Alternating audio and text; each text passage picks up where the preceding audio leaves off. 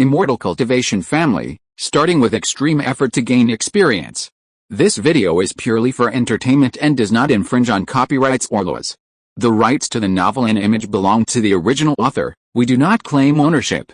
Don't like waiting and want to listen to this fanfic in full now? Subscribe to our Patreon, where you'll find the best fanfics. Chapter 226 Conspiracy and Pursuit. Lu Ya walked into the big tent and found that there were already many monks waiting in the big tent. In the middle of the big tent, there was a row of tables and chairs. Behind each table and chair sat a monk, constantly handling the affairs in front of him. From time to time, someone would pick up a jade card to transmit the message, and then someone would come out from the depths of the big tent, often holding a storage bag in his hand.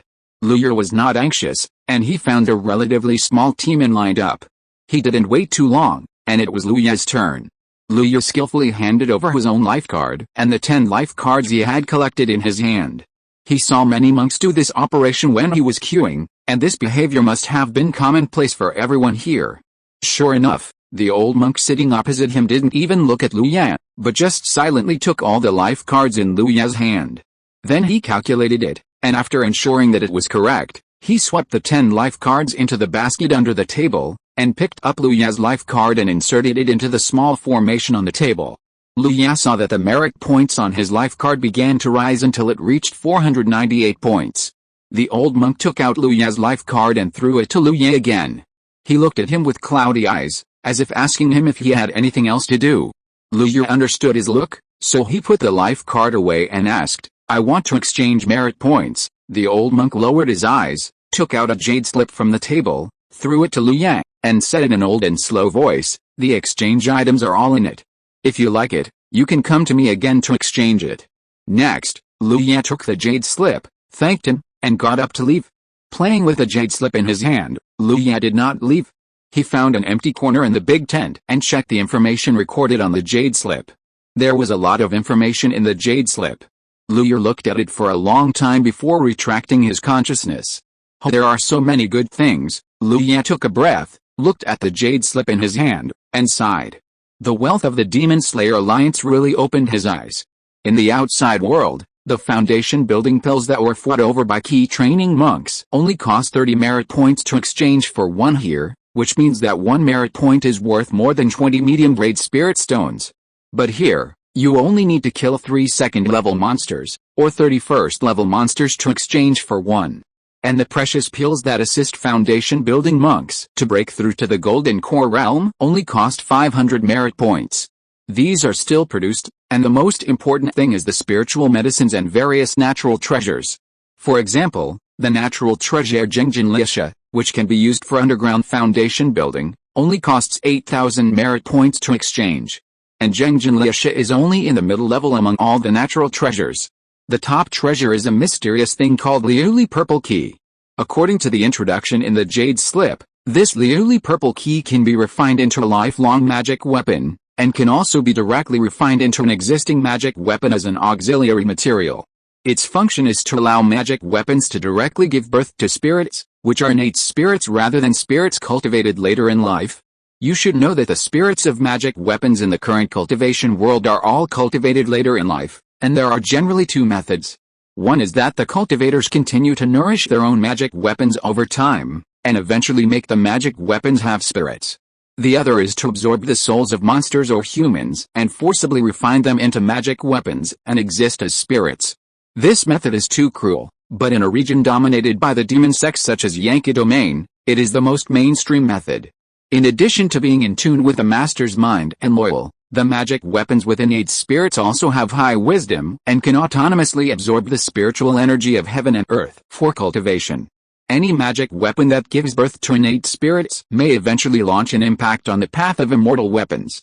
And immortal weapons are already top treasures in the cultivation world, not something that ordinary cultivators can see. The exchange merit of this piece of glazed purple air requires as much as 500,000 points. If converted into killing enemies, it only needs to kill 5 demon kings at the nascent soul level. However, what Lu Ya is most interested in is the category of skills and secrets.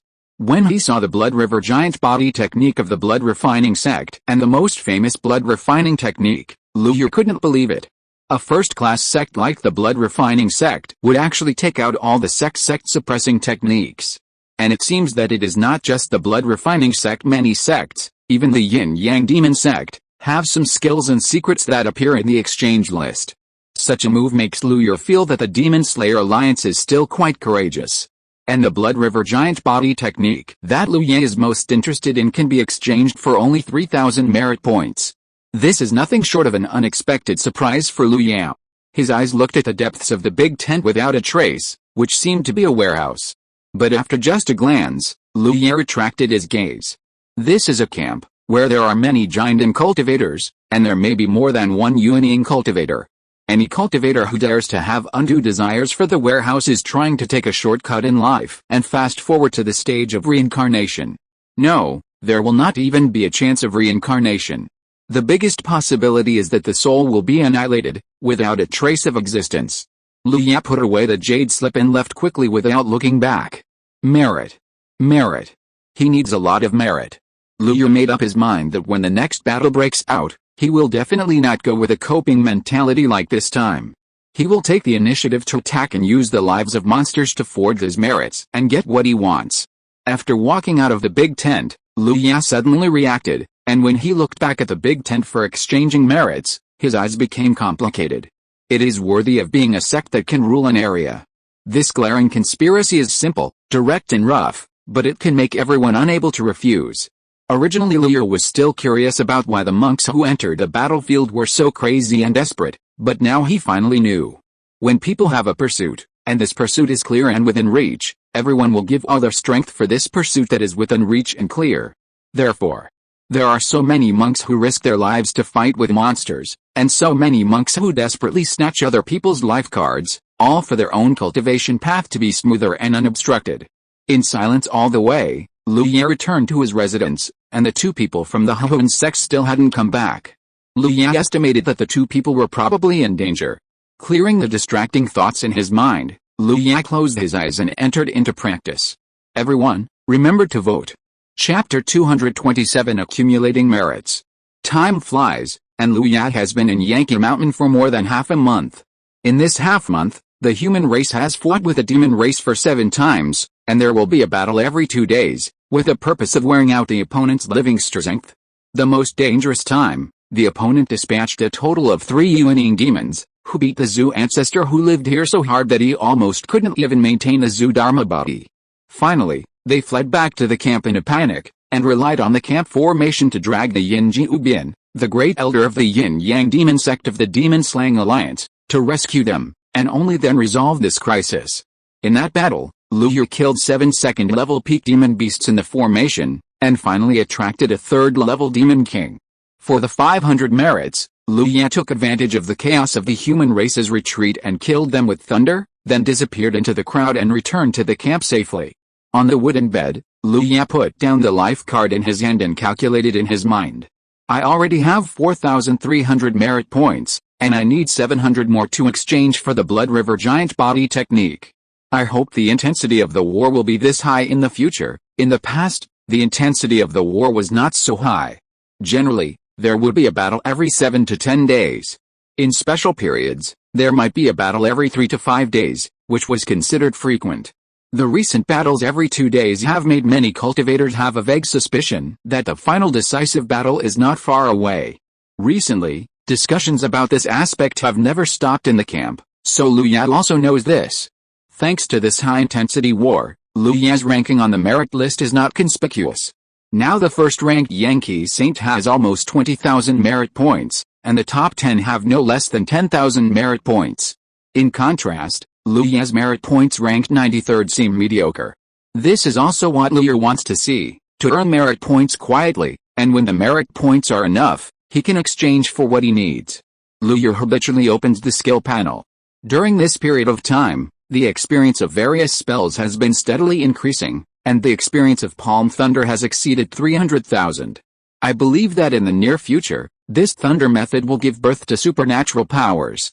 It is worth mentioning that Luyer's Red Sun immortal body has been cultivated to a state close to great success. It must be said that Luyer, who possesses the true fire of the sun, practices this method too quickly, as if this method of body refining was created for him. Although he cannot regenerate broken limbs now, once injured, he can recover in a very short time. When necessary, Liu Ya can also consume his own mana and essence to recover from injuries. And his current physical strength is also on a higher level. Kung Fu, Foundation Building Chongchun Kung Fu Peak. 30,084, 50,000. After the Kung Fu broke through 30,000 experience points, Liu Ya's practice speed increased again.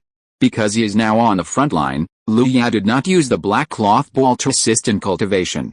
It took about 3.5 days to add a little experience. After the Kung Fu broke through 30,000 experience points, this time was shortened to 3 days and a quarter.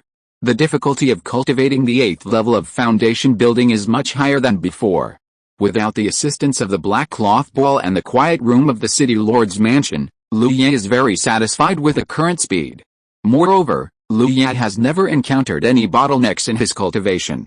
Basically, as long as he accumulates enough mana and reaches the realm of 100, he will naturally break through. After sorting out what he has learned, Liu Ya took a red pill the size of a longan. This is the dragon and tiger blood pill he exchanged. It contains the essence of monsters and is rich in nutrients. It is very popular among the body cultivators in the foundation building period. This pill alone is worth a medium-grade spirit stone. The pill entered the stomach and turned into a red medicinal power that exploded in Liu Ya's stomach. In a very short time, it spread to all parts of the body, wrapping Liu Ya in it. Liu Ya has long been accustomed to this. He calmly practiced the exercises and began to absorb the medicinal power and temper his body. Li, a familiar scream sounded, and Liu Ya suddenly opened his eyes. Regardless of the fact that there was still some medicine left to absorb, his figure flashed and he appeared at the door the next moment. The monster came again. Soon, Liu Ya joined the sea of monks and killed the monsters that were rushing towards him. 20 merits. Liu Ya pierced the head of a peak second-level ghost horse with one finger, and muttered to himself at the same time. Without time to cut the monster's body, Liu Ya turned into a gust of wind and swept towards the monster not far away. Flames, cold winds, lightning, and sword energy burst out, killing all the monsters within a radius of 5 feet around Liu Ya. 46 merits. Liu Ya's figure was as fast as the wind, holding a giant Shao knife, and rushed into the monster group as if he was in an empty space. Wherever he went, broken limbs and arms flew, and monsters died one after another. Seeing this, the other monks hurriedly moved away from the direction of Liu Ya's advance, for fear that they would be killed by Liu Ya if they were not careful. Boom boom boom. A terrible explosion sounded from the sky. Liu Ya paused and looked up at the sky. He saw the huge shadow of the nascent soul demon, which was retreating step by step. Seeing this scene, Liu Ya acted faster, because it indicated that the battle would not last long and the demon beast would definitely retreat. As expected, after the nascent soul demon in the sky retreated, the demon beast that was originally charging violently began to retreat instantly, completely ignoring the human monks who were still fighting, leaving their backs to the human monks and fleeing madly. After Liu Ya simply chased and killed for a while, he stopped and began to collect the spoils. The life cards of the monks who died along the way were basically missing. Occasionally, 1 or 2 fish slipped through the net, and Liu Ya did not waste them at all, and put them all in his pocket. As for the demon beasts, he only collected the most precious and essence, and threw the rest away directly. Anyway, the logistics troops and the camp will come to clean up the battlefield later. The remaining monsters will be loaded into large storage boxes and transported to the rear to be transformed into various resources for human monks to use again. Back to the camp, Liu Ya went straight to the merit tent. With the merits of this battle, his merits are enough to exchange for the Blood River Giant Body technique. Liu Ya has been studying the secret technique of the blood refining sect for a long time. Before coming, he thought that he would wait until he reached the golden core stage, and then go to the blood refining sect to exchange this body refining secret technique. But this is risky, and the blood refining sect may not necessarily exchange it. But now there is no need to think about these. There are formal channels to obtain this secret technique, which also saves him a lot of trouble. It was still the same process. After transferring all the merits to his life plate, Liu Ya said directly to the old monk behind the table, "I want to exchange for the blood refining sect's secret technique, the Blood River Giant Body technique." The monk who was helping Liu Ya looked up at him, then lowered his head and said, "Wait a moment." He picked up the communication jade slip and whispered a few words. After a while, Lu Ya saw a monk walking out from the depths of the tent and heading towards them. Chapter 228, Practicing the Blood River Giant Body Technique. Lu Ya watched as the other party handed a small wooden box to the old monk across from him, and he understood. The old monk placed the wooden box in front of him, lowered his head and looked at Lu Ya, confirming, the Blood River Giant Body Technique can be exchanged for 5,000 merit points. Do you confirm the exchange? Confirm? Lu Ya nodded. The old monk nodded, and after a series of operations, only a little over 200 merit points were left on Lu Ya's life card. Then the old monk pushed the wooden box and life card in front of Lu Ya. In the box, there is a jade slip of the Blood River Giant Body Technique, some experience of monks who practice this technique in the blood refining sect, and most importantly, a blood crystal required for practicing the Blood River Giant Body Technique, and of course a token. After Lu Ya opened the wooden box, the old monk introduced them one by one. With this token, if a cultivator from the blood refining sect sees you performing the Blood River Giant Body Technique in the future, you need to show this token to the other party, and the other party will naturally understand that you obtained it through the exchange of merits, rather than stealing it. After saying this, the old cultivator paused and said, so this token must not be lost, otherwise if you are suspected by the cultivators of the blood refining sect when you go out in the future, you can't blame anyone. Understand? Lu Ya nodded, bowed his hands and said, thank you for your reminder, fellow Taoist, I understand. Seeing this, the old cultivator lowered his head again and shouted next. Lu Ya put away the life card in the wooden box, and walked out of the big tent quickly. Back at his residence, Lu Ya couldn't wait to sit cross-legged, and two jade slips appeared in his hands. One was some information about the Blood River Giant Body Technique that Lu Ya recorded when he talked with Wenzai a long time ago. The other was the jade slip of the Blood River Giant Body Technique that he had just exchanged for merits. Lu Ya had studied the previous jade slip many times, so he directly probed his consciousness into the newly acquired jade slip. Half an hour later, Lu Ya exited the jade slip. Now looking at the jade slip he recorded, Lu Ya felt that there were many mistakes in it. If he practiced it according to Wenzai's instructions, he would never be able to practice it. Moreover, after reading the complete jade slip, Lu Ya realized that if he wanted to practice the Blood River Giant Body Technique, he didn't have to practice the core skills of the blood refining sect. In other words, it only takes a cultivator who has practiced the core skills to use his mana to condense such a blood crystal, and then he can use it as a medium to successfully practice the Blood River Giant Body Technique. From this point of view, Wenzai still had some reservations at that time. I don't know if it was intentional or accidental. Lu Ya narrowed his eyes slightly, and it seems that he will have to find Wenzai to have a good talk with him if he has the chance in the future. Lu Ya had seen him several times on the battlefield this time, but he just glanced at him a few times in the crowd and did not communicate with him. After all, they didn't get along well before, and this place is Wenzai's home ground. There are not only a large number of disciples of the blood refining sect, but also the golden core of the blood refining sect and the Blood River ancestor at the nascent soul level. In this case, Lu Ya would never go to find Wenzai. If the other party harbored hatred, he would definitely not be able to escape from here. He put down the jade slit and picked up the fist-sized blood crystal. The blood crystal was irregular in shape, and the surface seemed to be a layer of hard and transparent crystal. Through the surface, you can see the liquid flowing inside like plasma. According to the jade slip, if you need to practice the Blood River Giant Body Technique, you can hold this crystal in your hand, absorb the blood crystal energy in it, and use it as a medium to practice. After the practice is successful, you can also absorb the remaining energy in the blood crystal at one time, thereby slightly enhancing the effect of the Blood River Giant Body Technique. Lu Ya did not comment on this. The main purpose of his exchange for the Blood River Giant Body Technique is to use this secret technique to get a glimpse of the mystery of the change in body size. As long as you understand the mystery, the greatest value of the Blood River Giant Body Technique will be brought into play.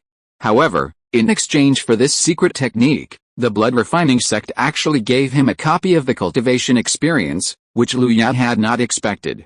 I didn't expect that the blood refining sect would be so generous. After reading the cultivation experience provided by the blood refining sect, Lu Ya could not help but sigh. There was a lot of useful information in this experience. With this experience, Lu Ya estimated that it could at least save him nearly half a month of research and trial and error time. After memorizing the secret technique, Liu Ye repeatedly pondered it in his mind several times, and after comparing it with the cultivation experience, he held the blood crystal in his hand and began to practice for the first time. Late at night, Liu Ye, who had been practicing with his eyes closed, quietly opened his eyes. A scarlet light flashed from his eyes, and then was burned out by the golden red true fire. Exhaling a breath of blood, Liu Ye put down the blood crystal in his hand. As the first-class secret technique of the blood refining sect, the difficulty of practicing the blood river giant body technique was indeed, as Wenzai said, extremely difficult. Moreover, during the practice, the blood will be contaminated, thus polluting one's own magic power. However, Liu Ye has the sun's true fire to protect his body. After practicing, once the true fire burns, no matter how strong the blood will be, it will be evaporated. Liu Ye summarized the experience of practicing just now, and then compared it with the practice experience, and entered the practice state again. One night passed, and it was not until the next day at dawn that Liu Ye put the blood crystal into the storage bag and stopped practicing. This body refining secret technique cannot be practiced successfully in a short time. In the future, you just need to set aside a certain amount of time every day to practice. Liu Ye walked out of the cave. In the early morning, there was a layer of frost in the camp, which made the camp look white. As he walked, he calculated in his mind. This war has been going on for almost 3 years. Not only the human side, but also the demon beasts are probably under a lot of pressure. The war between the human race and the demon race is getting more and more intense. I am afraid that the final battle is not far away. At the time of the decisive battle, both sides will definitely send out their best troops. At that time, the battlefield will be extremely dangerous. Even I need to be extremely careful. When Liu Ye thought of the recent nascent soul battles, his heart trembled. These beings can kill him in seconds with just one blow. If he is too high profile on the battlefield, he may not even know how he died. I need a life-saving item that can withstand the attack of the nascent soul, and another treasure that can be moved. Needless to say, the preciousness of the items that can withstand the attack of the nascent soul basically requires thousands of merits to exchange. This is still on this battlefield. If it were in the outside world, such things would basically be impossible to flow out. Relatively speaking, the items that can be moved are much easier to find. Liu Ye had seen the small teleportation talisman, the instant 1,000 miles talisman, the Kyankan teleportation array, etc. in the exchange list, and the exchange price ranged from 300 to 1,000. If Liu Ye was really unlucky enough to be targeted by the nascent soul, he could buy some breathing time with these two things. But how fast the nascent soul was, this was something Liu Ye didn't know. The distance of the teleportation treasure must be far enough, and it must be activated quickly, preferably instantaneously, otherwise with a reaction speed of the nascent soul, there is plenty of time to interrupt my teleportation, Liu Ye thought to himself. Everyone, remember to vote. Chapter 229, True Phoenix Pavilion. After walking for about a quarter of an hour, Liu Ye stopped in front of an ancient tower with 13 floors. The tower occupies a large area, with an octagonal shape on 4 sides, 13 floors with flying eaves, a pointed roof, and golden glazed tiles. It is supported by a full 108 spiritual material columns, and each floor has dozens of corners extending outwards. There is a phoenix shape outside the building, and the whole building looks like a phoenix bathing in fire, spreading its wings and ready to fly. There are plaques hanging on all 4 sides under the eaves, and a plaque hanging high on the front, with the 3 characters True Phoenix Pavilion written on it. Just standing in front of the tower, Liu Ye has the illusion of facing the mythical beast Phoenix. This True Phoenix Pavilion is one of the foundations of the Yin-Yang Holy Sect. It is said that it was forged using the corpse of a fire phoenix, a descendant of the mythical beast True Phoenix, and its companion Phoenix Tree.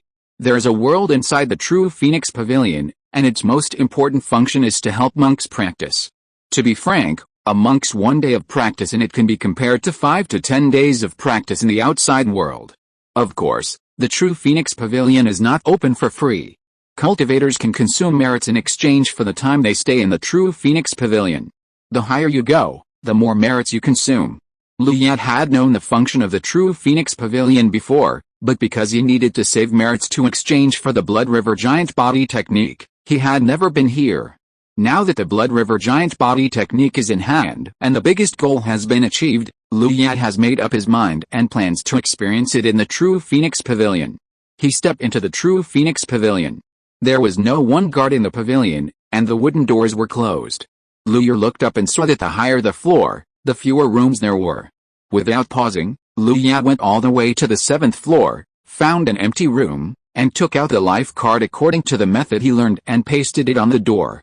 The wooden door glowed with white light, and then the only 200 merits left on Lu Ya's life card were reduced by 50, leaving only a little over 150. After collecting the merits, the wooden door automatically opened inward. The room inside was not big, with only a cushion placed in the middle of the room.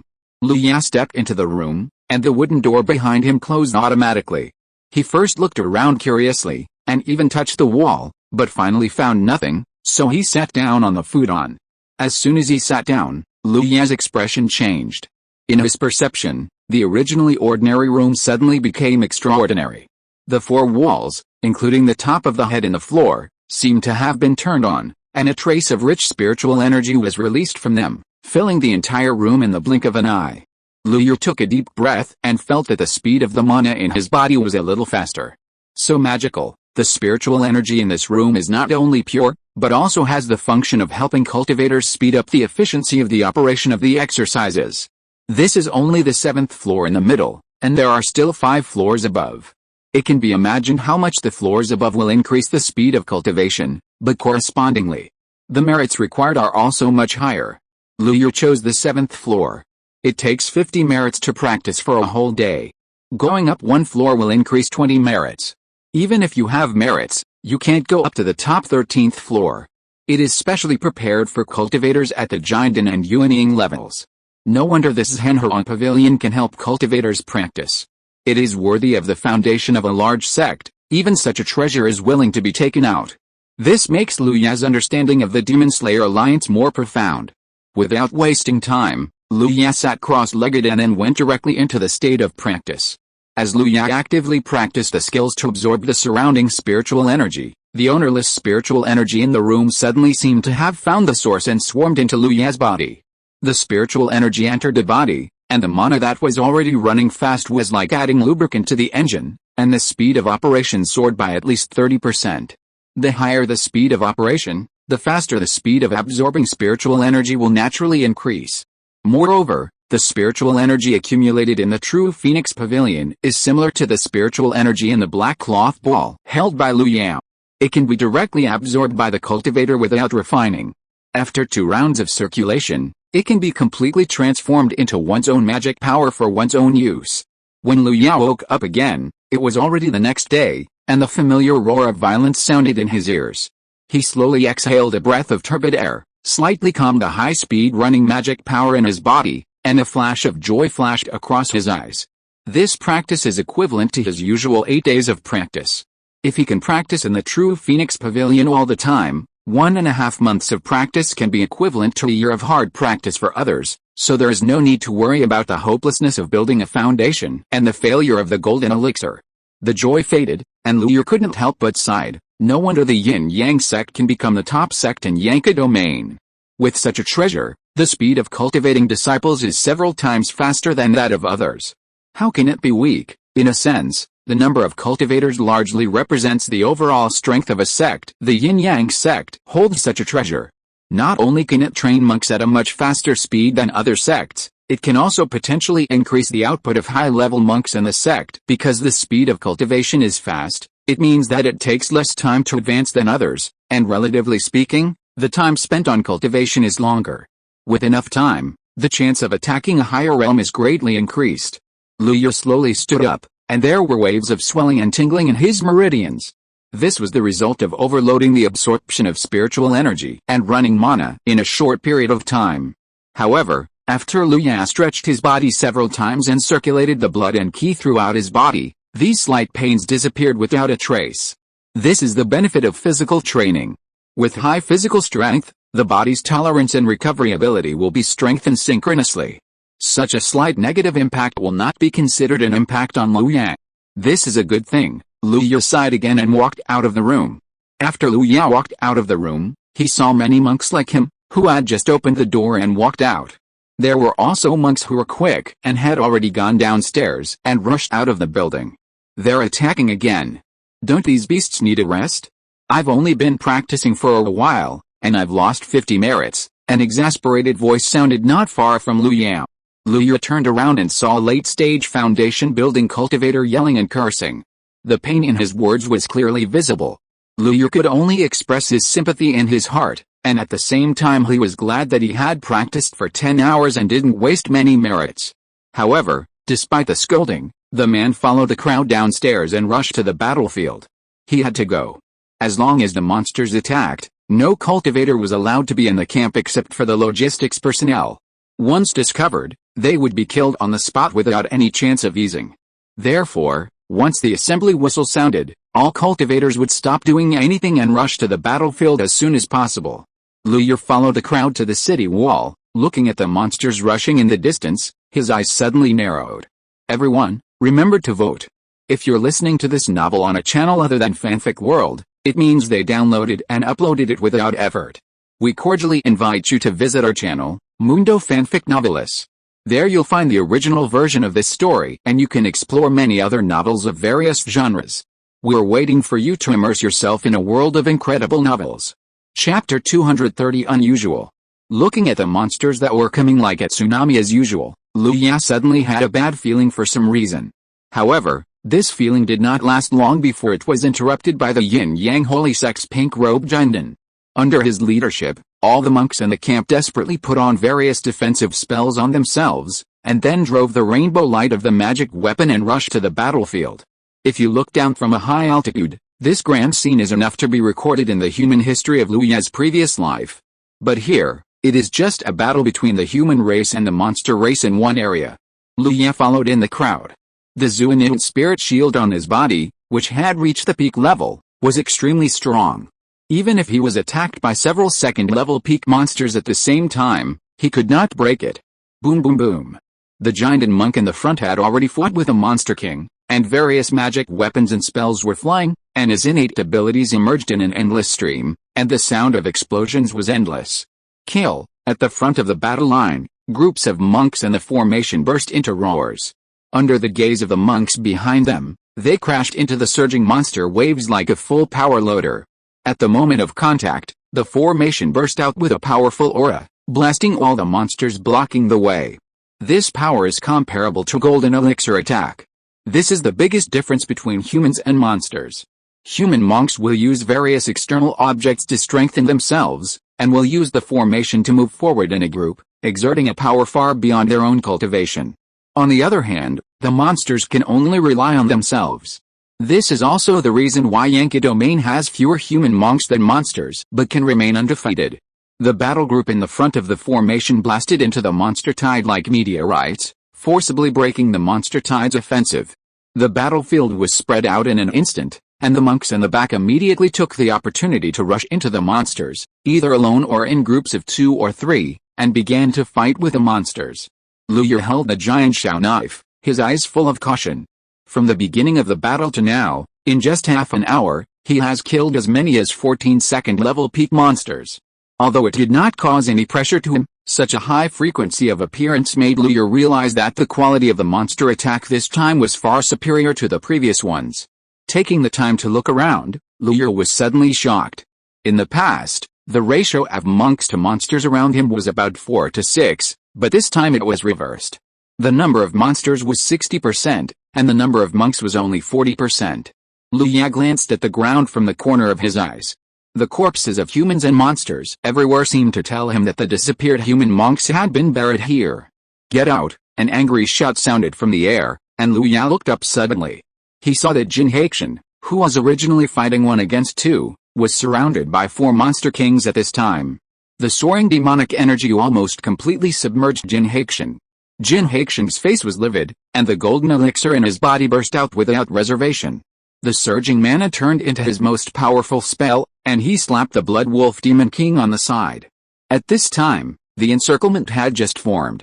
As long as he burst out with all his strength and seized the opportunity to break out of the encirclement, he would still have hope of survival. Otherwise, if he delayed for a moment, he would never escape again and would only be surrounded and killed. As if knowing Jin Haixin's plan, the Blood Wolf King howled to the sky, and the strong demon power turned into scales covering its body surface.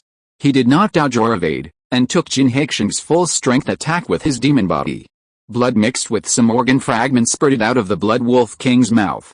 Seeing this, Jin Haixing not only did not feel the slightest joy, but his face became more and more ugly. "You would rather take my attack than give in. It seems that you have taken me, Jin Haixing said coldly, and his spiritual consciousness spread, but the scene he saw made his heart sink to the bottom of the valley. At some point, the number of demon kings on the battlefield doubled, and all the giant and cultivators had to face multiple demon kings. Jin Haixing even saw that some demon kings had brought their demon beasts into the human cultivators and began to kill them wantonly. Except for the cultivators who formed a battle formation, the rest of the cultivators who were in small groups or acting alone were killed by the demon kings and their demon beasts almost as soon as they met. Something big is going to happen. This is a premeditated ambush. Jin Haixing had such a thought in his mind. The next moment, the attacks of the 4 demon kings had already landed, forcibly interrupting his thoughts. Puff! Lu Yan chopped the 10-foot violent ape that rushed over to kill him in half with a knife, and the smelly blood rain fell on his head and hit the Zuinul spirit shield. But he had no time to care and let the blood rain fall. When he just found out something was wrong, the situation had already taken a sharp turn for the worse. A large number of lurking demon kings attacked brazenly, not only holding back all of their own giant and monks, but also many of the extra demon kings rushed into the group of monks to kill them. "Run, quickly retreat." On the battlefield, the screams of the human monks and the sounds of retreating were intertwined, but were covered by the brutal roars of the monsters. Chaos began to spread among the human monks, and many monks began to retreat towards the camp when they saw the situation was not good. If it was said that before, the probability of the human race resisting or persisting was 40%, now that they retreated, there was no possibility of blocking this wave of attacks. Lu Yu held a long knife, his body covered with blood, and kept killing the monsters around him, while retreating to the back. However, he had rushed deeper before, and now around him, only a few monks were still struggling to support, and the rest of the place was filled with monsters. The Zuinul spirit shield fluctuated violently, and was constantly under the attack of monsters. Surrounded by monsters, Lu Yan finally couldn't help himself and stopped hiding his strength. His eyes suddenly ignited with golden red flames. He opened his mouth and spit out a golden red flame that instantly exploded in front of him, turning into a sea of fire in the blink of an eye. Boom! The fire control ability born from the transformation realm finally showed its domineering and fierce killing power at this time. In the sea of fire, all the monsters were ignited by the true fire and burned to ashes in the wailing. In just a moment, all the monsters besieging him died in the sea of fire. Strands of life thread drilled into Lu Ya's body, constantly strengthening his finger of extinction. Lu Ya stretched out his hand to grasp the sun's true fire in front of him, and the sea of fire dissipated immediately. Looking at the monster with fear in his eyes, Lu Ya exerted force on his feet, and the solid ground exploded instantly. His figure was like lightning, shooting towards the direction of the camp. Being surrounded, Lu Ya didn't dare to fly in the air at all, as that would only cause more blows and death faster. Roar! As soon as he moved, the monsters around him roared at the same time, and rushed towards him again fearlessly. Not far away, a monster king with a body like a crocodile, but several times larger, had already cast his eyes towards Lu Ya, with a tyrannical and cruel light flashing in his eyes. Damn it! Lu Ya, who was running fast, felt the tyrannical murderous intent and couldn't help but curse in a low voice. Everyone, remember to vote. Chapter 231, Sudden Attack, instantly killing the Demon King. Lu Ya didn't care about a mere Demon King. He could kill him if he let go. But what Lu Ya feared was that once he revealed his terrifying combat power of killing a demon king comparable to a giant and cultivator with his foundation building cultivation, it would definitely attract the attention of many demon tribes. With the imbalanced combat power ratio between the human and demon tribes, there would definitely be a large number of demon kings to surround and kill him, and they would definitely strangle him in the cradle. Compared with the giant and cultivators who surrounded and killed the human race, his talent and potential represented by the reverse killing of the Demon King would definitely become a thorn in the eyes of the demon tribe. Roar! The giant crocodile Demon King didn't care about that. When he found Lu Ya, he swung his tail as thick as a steel whip, and his powerful demon body burst out with great power, dispersing the demon beasts and humans along the way, like a steel knife, stabbing straight to note of Lu Ya's root. Seeing this, Lu Ya made up his mind not to fight him head-on. He exerted force on his feet, and his body was as fast as lightning, quickly shuttling through the battlefield. The giant crocodile demon king kept rushing to disperse the demon beasts in front of him, but his speed was inevitably slowed down. With the obstruction of the demon beasts, Liu Ya and the giant crocodile demon king were pulled away again. Seeing Liu Ya running farther and farther, the giant crocodile demon king opened his bloody mouth and roared angrily. The demon power burst out and soared into the air, like an ancient demon mountain, pressing down on Liu Ya. There was no escape. Liu Ya looked up at the giant crocodile that was like a mountain pressing down on his head, and murderous intent flashed in his eyes. Without hesitation, he pointed forward with one hand, and the rich bloodlight was compressed crazily at his fingertips, and even burst into a heart-pounding red halo. Because the halo was too strong, even an illusory cross-shaped blood-red flash appeared. Z. The life-destroying finger, which was compressed and condensed to the extreme, turned into a blood-colored ray and suddenly blasted out. The moment it blasted out, it broke through the layers of airwaves in front of Liu Ya's fingertips, and the next second it pierced through the space and appeared less than half a meter in front of the soft abdomen of the giant crocodile demon king. Puff. The giant crocodile demon king had never thought that a mere demon general level human could actually launch such a terrifying attack. The demon power covering his body was pierced first, followed by the scales on his body. The blood-colored rays shot into his body without reservation, piercing and exploding everything he passed. Oh how, his body was suddenly hit so hard that even the giant crocodile demon king, who was famous for his strong body, couldn't help but let out a miserable howl. A large amount of blood spurted out of his bloody mouth full of fangs. The huge demon body instantly lost power and fell to the ground below under the action of inertia. Before it landed, a figure holding a knife with a body bathed in fire appeared in front of it. The long knife with a hideous and exaggerated shape also ignited a golden red flame, and the fine serrations also made it look more bloodthirsty. Split the peaks and break the mountains. Liu Ya raised his long knife high and chopped it down at the giant crocodile demon king, who was close at hand. Clang. After the long sword rang, the flame suddenly surged, and instantly turned into a 10-foot-long flame blade, tearing through the air, leaving a terrifying dark red mark along the way, as if melting space. Sizzle. The long sword entered the body, but it made a harsh sound like burning flesh and blood. Under the threat of death, the giant crocodile demon king desperately burst out all his strength, and his body was instantly strengthened to the extreme it could do under the strengthening of demon power. Under the outbreak of the giant crocodile demon king, the long sword was only half a meter into the body before it was clamped by the muscles and could not move forward. If the giant crocodile demon king failed to explode in time, and the long sword continued to cut, it would be able to cut its demon body in two from the middle. The long sword was blocked, and Liu Ya was not surprised at all. The muscles of his right arm holding the sword swelled and pulled back fiercely. The fine serrations on the giant Shao sword instantly burst out with unimaginable lethality, almost tearing the giant crocodile demon king apart. The eyes of the giant crocodile demon king turned blood red in an instant. It opened its huge mouth and roared. All the demonic power in its body burst out in an instant. With a bang, the space around Liu Ya even had visible shock waves. Facing the roar at close range, Liu Ya's ears buzzed, and his soul was shaken.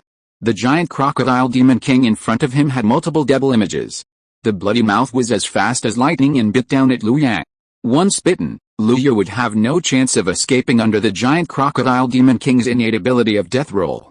The big mouth was about to bite, and at this moment, Liu Ya's body turned into a gust of wind and instantly moved 5 meters away. At the critical moment, the sun's true fire in Liu Ya's soul turned into a giant hammer, hitting his soul hard, breaking him out of this shock and dizziness. Although this was equivalent to another kind of soul attack for Liu Ya's soul, it allowed him to avoid this fatal blow. Liu Ya held the knife in his right hand and waved his left hand. The cold wind turned into a bone-scraping steel knife and drilled into the giant crocodile demon king's wound. Another spiritual palm emerged from his armpit and fired several life-killing fingers at the giant crocodile demon king's eyes.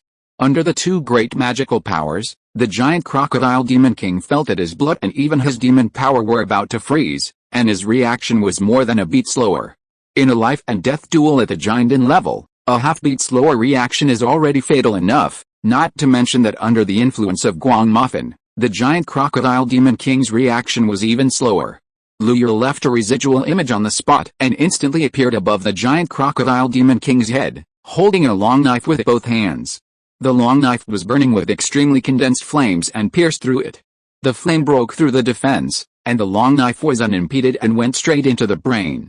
In the desperate eyes of the giant crocodile demon king, a golden red flame erupted from his head, and the huge eyeballs were dyed golden red, then quickly shrank and withered. And finally the golden red flame burst out from its empty eye sockets. The spiritual palm sank into the giant crocodile demon king's body, and accurately grasped the round demon pill, and pulled it hard. The body of the giant crocodile demon king collapsed straight. Lu Ya put away the demon pill, stepped hard, and turned into a rainbow light and rushed into the crowd of people fighting on the plain. All this seemed to be a lot of processes, but in fact, from Lu Ya's initiative to shoot the life-destroying finger, to the long knife piercing the brain to kill the giant crocodile demon king, and rushing into the crowd, it only took less than 10 breaths. In a flash, a demon king died here. After Lu Ya rushed into the crowd, the last breath of the giant crocodile demon king also dissipated. What?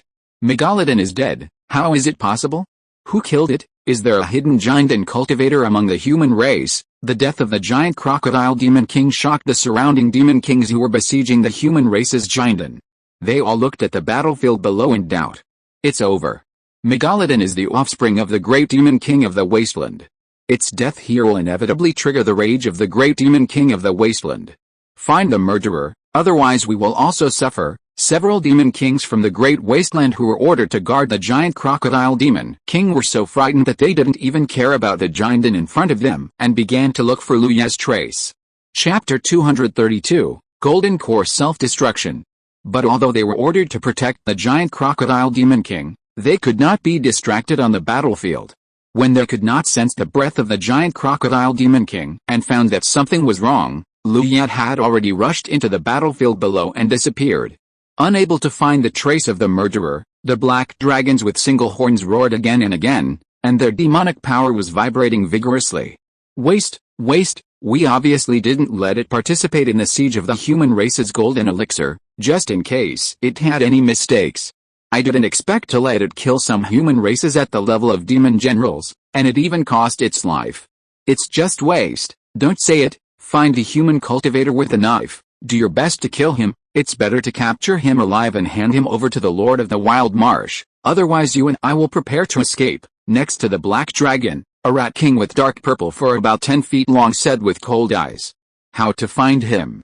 What if he doesn't come out? Can we still rush into the human race's position? The black dragon asked.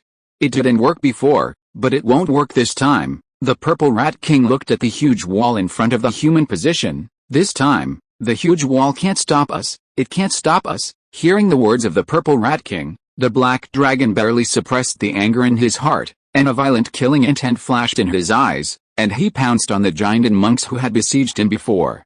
Seeing the black dragon like this, the purple rat king retracted his gaze, looked at the battlefield, and suddenly opened his sharp mouth. Die for me. The powerful power of the divine consciousness burst out, turning into extremely condensed invisible silver needles, shooting down at the battlefield below like a rainstorm. Below, whether it was people or monsters, they were all shocked, bleeding from all 7 orifices and fell to the ground and died. For a giant-level monster king, or a monster king who specializes in spiritual attacks, it was simply a simple massacre against these humans and monsters at the highest foundation building level. All the humans and demons around the giant-toothed demon king were killed or wounded in an instant. Only the giant crocodile demon king was lying quietly on the plain, and the purple rat demon king was in the sky. The fact that they did not take good care of the giant tooth must not be known by the Lord of the Wasteland. Otherwise, even if they killed Lu Ya or even captured him alive, they would still be punished. After Lu Ya escaped far away, he mixed in the battlefield and looked at the furious black dragon demon king and the purple rat demon king from afar, feeling awe in his heart. He did not expect that the demon king he killed actually had a history, but he did not know what it was. Fortunately, he had the finger of extermination, which could cut off cause and effect, fate, etc. Otherwise, with the background of the other party, there was a great possibility that he would be found out. With this thought, Lu Ya gradually rushed to the farther battlefield and decisively stayed away from this area. The demon beasts where Lu Ya went died at his hands one after another, and he also indirectly saved many human monks. However, Lu Ya's expression became more and more sullen, because until now, the number of demon beasts he could see had not decreased at all. And there was even a trend of increasing. On the other hand, Humans were like reefs, being submerged one by one under the huge waves. At this moment, an angry and crazy voice resounded through the sky. Die, it was Jin Haixing's voice. Lu Yue suddenly raised his head and looked in the direction where the voice came from. He saw that in the direction he could see, a ball of golden light was trapped in the rolling black cloud of demonic energy, bursting out dazzling light from time to time, and the collision sounded like rolling thunder. Even if the golden light rushed left and right, it still could not break out of the range covered by the black cloud. Let's die together, Jin Haixing's desperate and crazy voice came from the black cloud, and Lu Yue was shocked. What was Jin Haixing going to do? The next moment, he understood. He saw that a very dazzling spiritual light suddenly bloomed in the golden light, bursting in all directions like the sun, and the golden light was like a sword, piercing the shrouded black cloud. Faintly, Lu Yue saw Jin Haixing's majestic body quickly dissipating in the golden light, replaced by more violent mana fluctuations. Jin Haixing was actually going to self-destruct his golden elixir. Through the golden light, Lu Yue saw the 6 demon kings who besieged Jin Haixing fleeing in panic, and his heart was silent. With so many demon kings besieging him, even if Jin Haixing did not self-destruct his golden elixir, the final result would be death by siege. Suddenly, a dazzling white light lit up from Jin Haixing's position, an endless golden and white light burst out crazily and wantonly, and the original sky was covered by the dazzling light. Even though he was so far away, Lu Yue was still covered by the dazzling light in a very short time. Everything he saw was white, as if the end of the world had come. Immediately afterwards, a thunderous explosion accompanied by abundant spiritual energy formed a huge mushroom cloud that soared into the sky, and then the gray-white shock wave swept across the fields. The 6 demon kings closest to them were swallowed up first, followed by the human race, demon beasts, and land grass below. The self-explosion of the great monk who had reached the perfection of the golden elixir was so terrifying that it frightened people from the bottom of their hearts. The dazzling light lasted for several breaths before gradually dissipating. There was no trace of Jin Haixing in the center of the explosion. Of the 6 demon kings who participated in the siege, only 2 demon kings with broken bodies were left, barely supporting their bodies and flying towards the direction of the demon clan base camp. And right below the explosion, a bowl-shaped giant pit with a diameter of several miles had formed at this time. All creatures within a radius of several miles, whether human or demon, were killed. The entire battlefield fell into dead silence in an instant. They had seen the death of a golden elixir before, and the death of a demon king was also common, but the self-explosion of a great monk who had reached the perfection of the golden elixir and was infinitely close to the nascent soul was the first time that everyone present had seen it. Brother Jin, Master Jin has fallen, revenge for Master Jin. Only then did the shouts of a large number of human monks ring out on the battlefield. Kill all the damn monsters and avenge Master Jin. Jin Haixing's self-explosion caused the morale of the human race on the battlefield to surge unprecedentedly. With red eyes, they tried their best to burst out their strongest means of attack. For a moment, there was even a momentum to suppress the monster race. Unfortunately, in the face of the absolute difference in numbers, the temporary burst could only play a delaying role. After a quarter of an hour, a large number of monsters surged up again like a tide. Everyone, retreat to the camp. I will cover your retreat. In the sky, a blood river fell down in a mighty manner, turning into a huge human figure, speaking, and the sound shook the 4 fields. With the words of the blood river ancestor, the monks on the battlefield immediately began to retreat towards the camp behind them. Lu Yue also no longer concealed his strength. He cut a monster blocking the road into 2 with a knife and rushed towards the camp with big strides. Wherever he passed, any monster that blocked his way was killed instantly.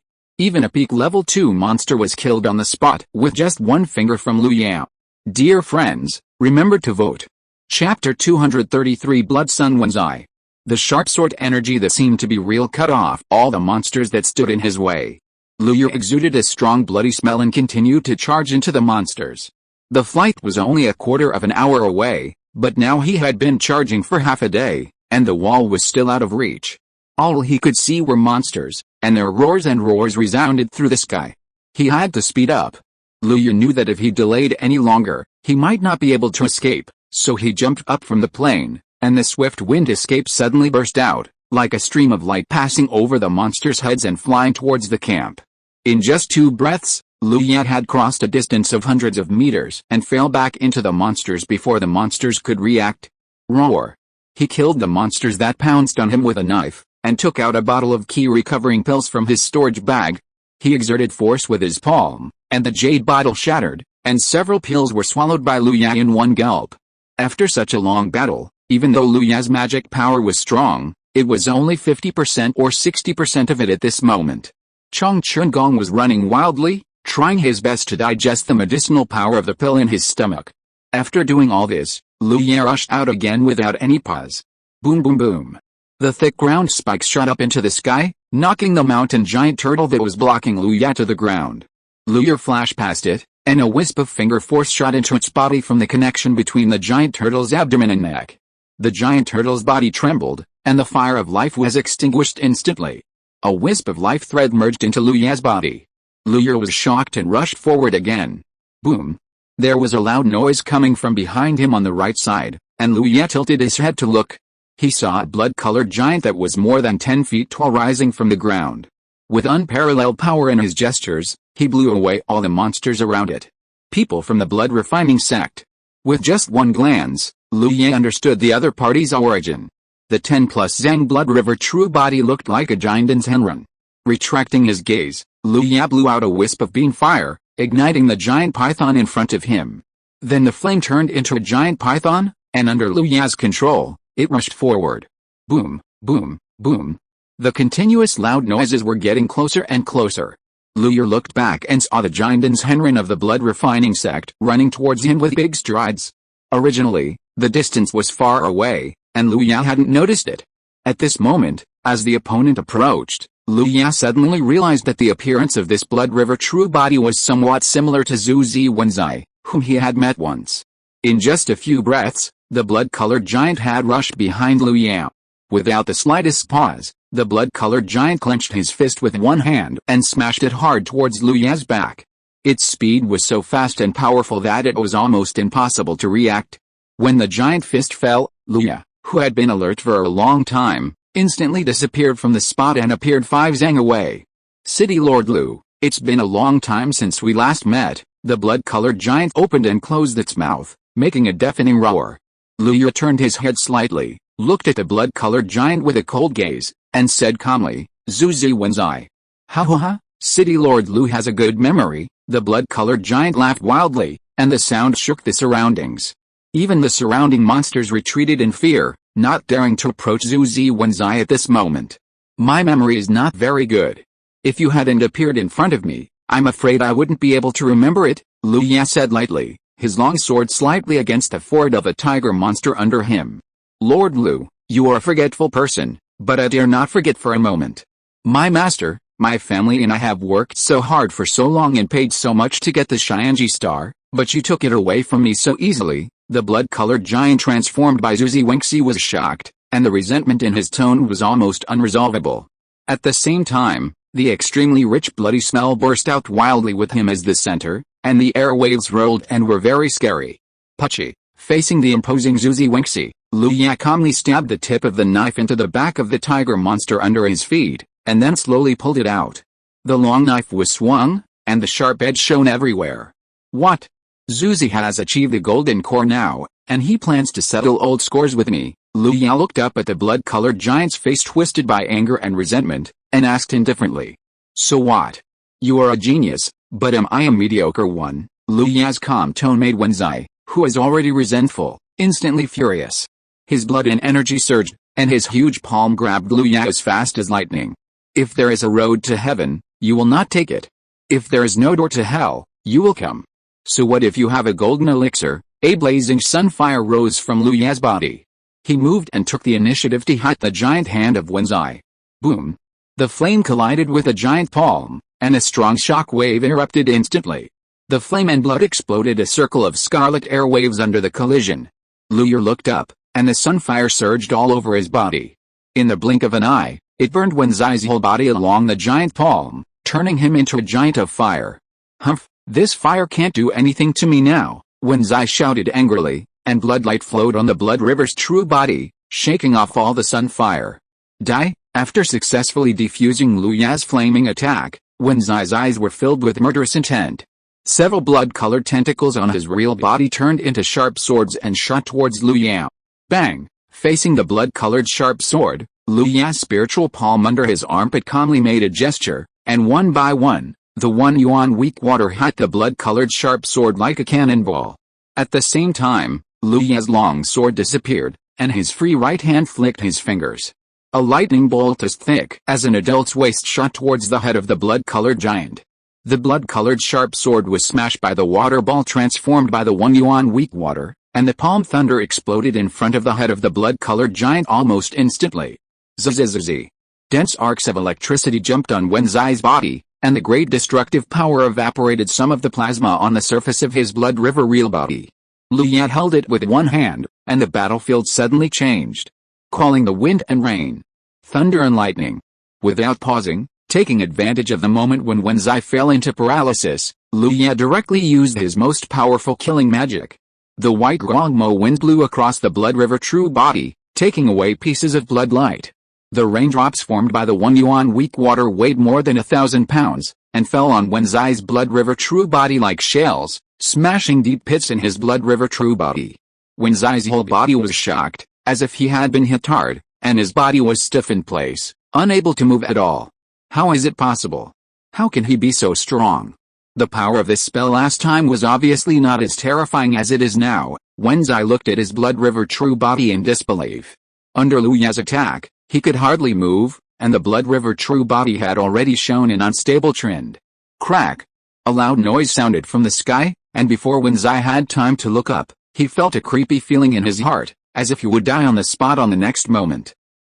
Faced with a crisis of life and death, Wenzai roared to the sky, and all his magic power turned into bloodlight and rushed into the sky, trying to block the death threat from above. Chapter 234 Seizing Merit. The bloodlight and the lightning light met less than 1 meter above Wenzai's head, and the moment the two met, a terrifying wave of energy erupted. Boom! The violent impact of the huge force made Wenzai take a step back uncontrollably. Ho! Ho! Blocked! Wenzai looked at Lu Ya with lingering fear. The lightning just now had appeared in his mind countless times. Every time he thought of it, he would think of the demon king who died under this lightning. Wenzai had simulated the corresponding coping methods countless times, but when he really faced Lu Ya's lightning method alone, he still felt a great terror of the line between life and death. Lord Lu, your lightning method seems to be just like this. Wenzai looked at Lu Ya's somewhat pale face, his confidence increased greatly, his whole body's momentum soared, and a blazing blood flame ignited in his huge eyes. Oh, Lu Ya had a blank expression on his face, and the limited mana in his body was continuously output from his body, connecting the heaven and the earth, and the thunder roared again in the void of the sky. Die! The threat of death reappeared. Wenzai made a quick decision, and used all his strength to drive the blood river true body to attack Lu Ya.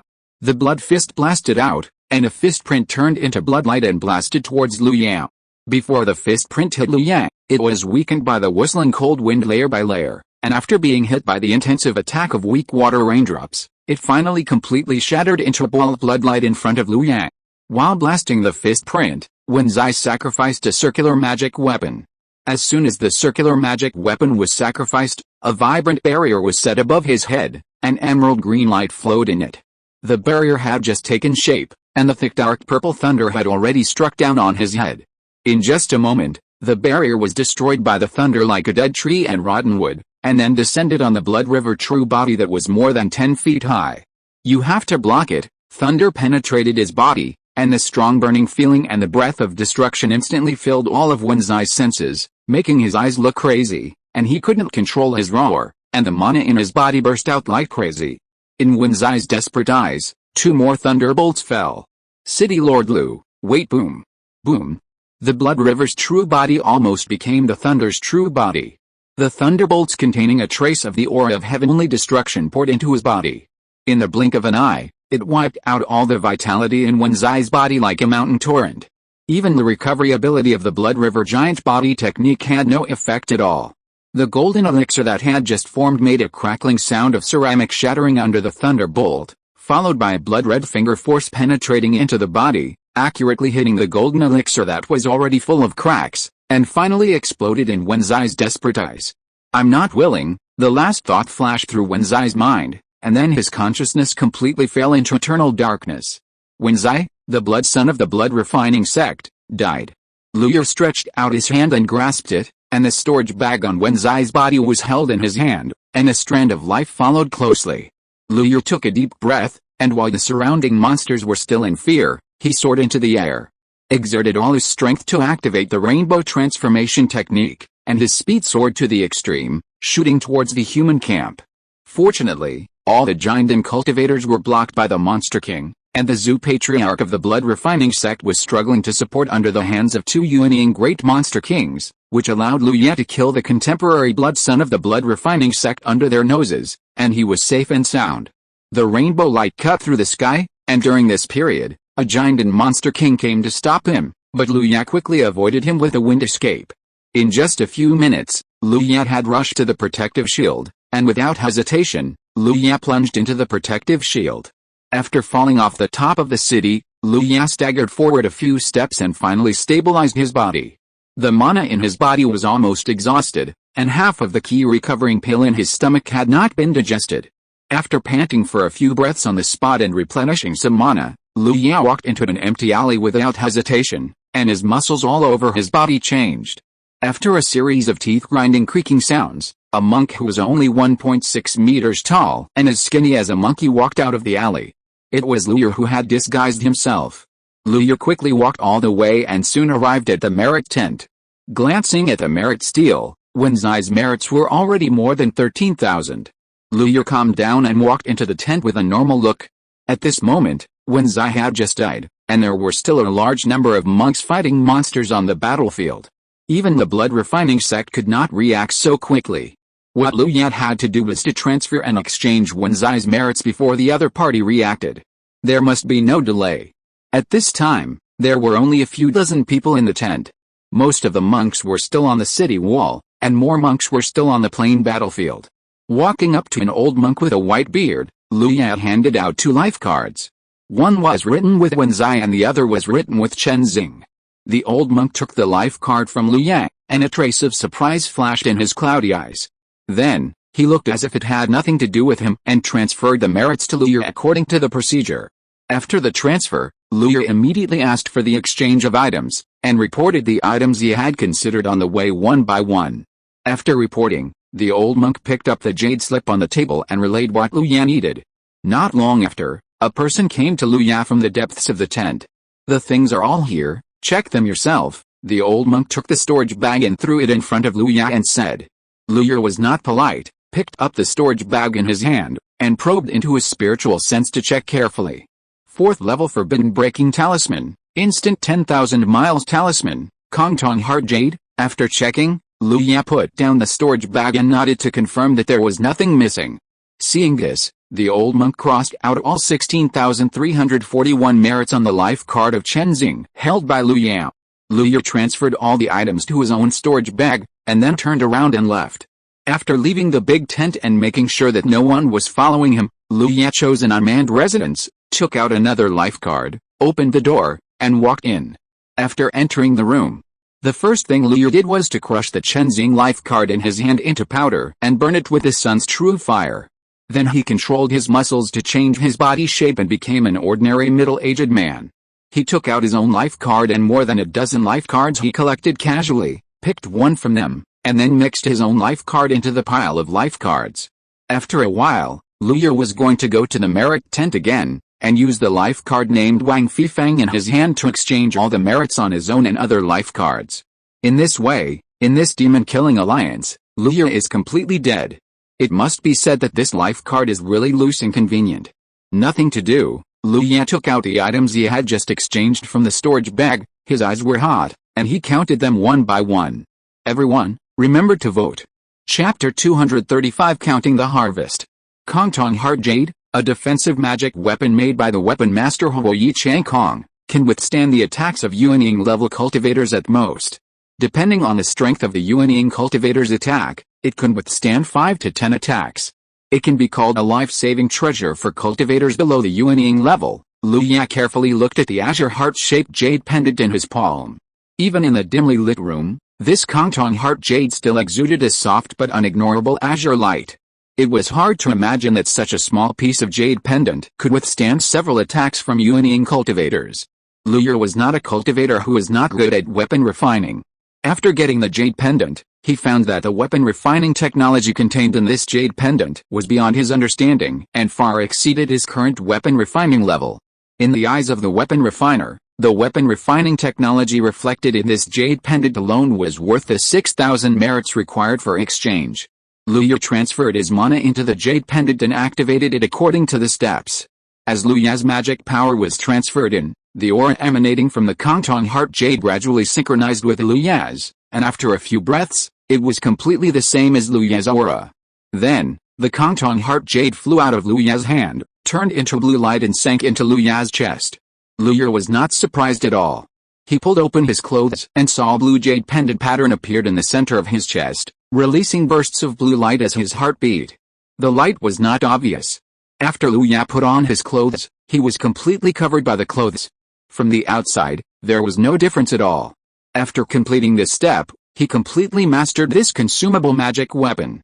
When encountering danger, the Kangtong Heart Jade can protect its owner by itself, and Liu Ye can also choose to activate it or not. It can be said to be very humane. Liu Ye patted his chest and felt an unprecedented sense of security enveloping him. Liu Ye had never seen a unyielding level existence before, so he did not have a clear concept of unyielding. But in this Yinka battlefield, he saw too many terrifying existences that could put him to death, which made him feel very insecure. So when he had enough merits, Liu Ye chose to exchange this life-saving magic weapon as soon as possible. After all, no matter how great his potential is and how broad his future is, the premise is that he must be alive. If he dies, no matter how great his potential is or how terrifying his plugin is, it will be nothing. He can't avoid the forced conscription of the Demon Slayer Alliance, but now looking at this posture, if the Demon Slayer Alliance has not made any move, the destruction of this camp is probably a foregone conclusion. In this case, Liu Ye can take advantage of the chaos to escape from this battlefield without anyone noticing. Therefore, in order to do all this, he also spent 3,400 merits to exchange for a fleeting 10,000-mile talisman and a 4th-level forbidden treasure scroll. Among them, the fleeting 10,000-mile talisman is worth 2,000 merits. After activation, it can travel thousands of miles in an instant without a trace. It is definitely a first-class escape item. Once a talisman is upgraded to the 4th level, it can be called a treasure talisman, and it is also divided into disposable and reusable. Of course, there is still a big difference between a treasure talisman and a talisman treasure. The latter can be made by any giant and cultivator at a cost, while the former is drawn by a professional high-level talisman maker. Disposable treasure talismans are usually more powerful and faster to activate. Relatively speaking, reusable treasure talismans are much weaker in terms of power and activation speed. However, reusable treasure talismans can replenish themselves by absorbing the spiritual energy of heaven and earth to achieve the purpose of reuse, which is something that disposable treasure talismans cannot do. The 4th-level forbidden breaking treasure talisman in Liu Ye's hand is a disposable treasure talisman. Just input mana, and it can burst out with all its power in an instant. The formation restrictions below the 5th level will be broken at a touch. Combined with the instantaneous talisman, almost no one can stop him. Just these 3 life-saving items cost Liu Ye nearly 10,000 points of merit. The key is that these things can no longer be bought with spirit stones in the outside world. Liu Ye put the 2 talismans close to his body, and then picked up one of the 5 identical jade bottles in front of him. Slightly opening the bottle stopper, a medicinal fragrance suddenly emanated from it, which shocked Liu Ye. The elixir in the jade bottle in Liu Ye's hand is the Vajra pill needed by the foundation-building cultivators to break through the realm and impact the golden elixir. If it were placed in the outside world, there would be an auction to advertise that a Vajra pill would be auctioned, which would guarantee that the auction on the spot would be crowded, and it would bring great fame and reputation to the auction house. It can be seen from this that the existence of Vajra pill is so precious. Especially in this Yankee domain, the monopoly of the demon sect is prevalent, and the golden elixir cultivators are mostly seen in the sect families. Ordinary small families and casual cultivators have basically cut off the channels to obtain Vajra pill. At this moment, Liu Ye exchanged 5 of these precious pills, totaling 3,000 merit points. After replugging the bottle, Liu Ye smiled with satisfaction. "Thank you, my big brother Wenzai, for the 13,000 merit points you gave me." After cheering for Wenzai in his heart, Liu Ye continued to check his harvest. Now that he had the diamond pill, Liu Ye would naturally not let go of the foundation building pill, which was in greater demand in the family. A full 20 foundation building pills only cost him 900 merit points. On the one hand, he reached the upper limit of personal purchases, and on the other hand, the price doubled after buying more than 10 pills. Otherwise Liu would use the identity of Chenzing to buy more foundation building pills. But he was not annoyed, and he could exchange some with another identity later. Finally, Liu picked up a very inconspicuous black ring from among the various bottles and jars. This black ring cost him 2,000 merit points to exchange. The reason was simple, because this ring was a higher level product of the storage bag, the storage ring. Compared to the popularity of storage bags, storage rings are popular among high-level monks for their small, concealed and easy-to-carry size, faster access to items, and more stable and spacious storage space. Although the storage ring in Liu's hand looks very inconspicuous, the space inside it reaches a full 100 square meters, far exceeding the 10 square storage bag he is currently using. Therefore, it is understandable that this storage ring is worth 2,000 merits. Liu stretched out his index finger, forced out a drop of blood, mixed with mana, and dripped onto the dark storage ring. The blood and mana just dripped onto the ring body and were instantly absorbed by it.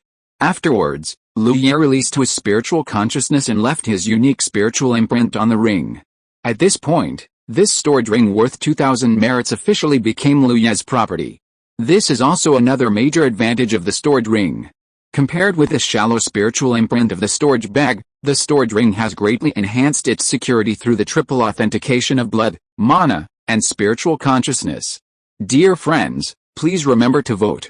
Chapter 236, Breaking the Formation and Escape. Unless the holder takes the initiative to erase the spiritual imprint on the storage ring, even if others get the storage ring, they can only sigh in despair. Unless you take great risks to crack it by force, this approach will most likely cause the storage ring to self-destruct directly, because both the storage ring and the storage bag are essentially using the method of Zumi hiding mustard seeds to compress a piece of space into the storage bag or ring. In this state, the space is already a relatively unstable state. The slightest fluctuation will cause the space to collapse, and the stored things will all be involved in the space turbulence and torn into pieces. Liu put the ring on the middle finger of his right hand, and then probed into it with his spiritual consciousness. Seeing the huge and empty space inside the ring, he was very satisfied. Then he transferred all the items in the original storage bag to the storage ring. He tried to take and put items in the storage ring again. Because the ring is worn on the hand, after the items are taken out, they will appear directly in Liu's hand, which is very convenient. Liu clapped his hands in satisfaction and exclaimed, "This merit is well spent." Seeing that the time was almost up, Liu regained control of his muscles to change his appearance, then changed into an ordinary robe and walked out of his residence to the merit exchange tent. Following the same process, the merit on the Wang Fifang life card in Liu's hand reached 9,400 points. Liu also chose to exchange for 5 diamond pills and 20 foundation building pills. Then, looking at the remaining 5,500 points, Liu hesitated for a moment and finally chose to use 4,000 merits to exchange for a piece of natural treasure, the Star Shadow Wood, which can be used for underground foundation building.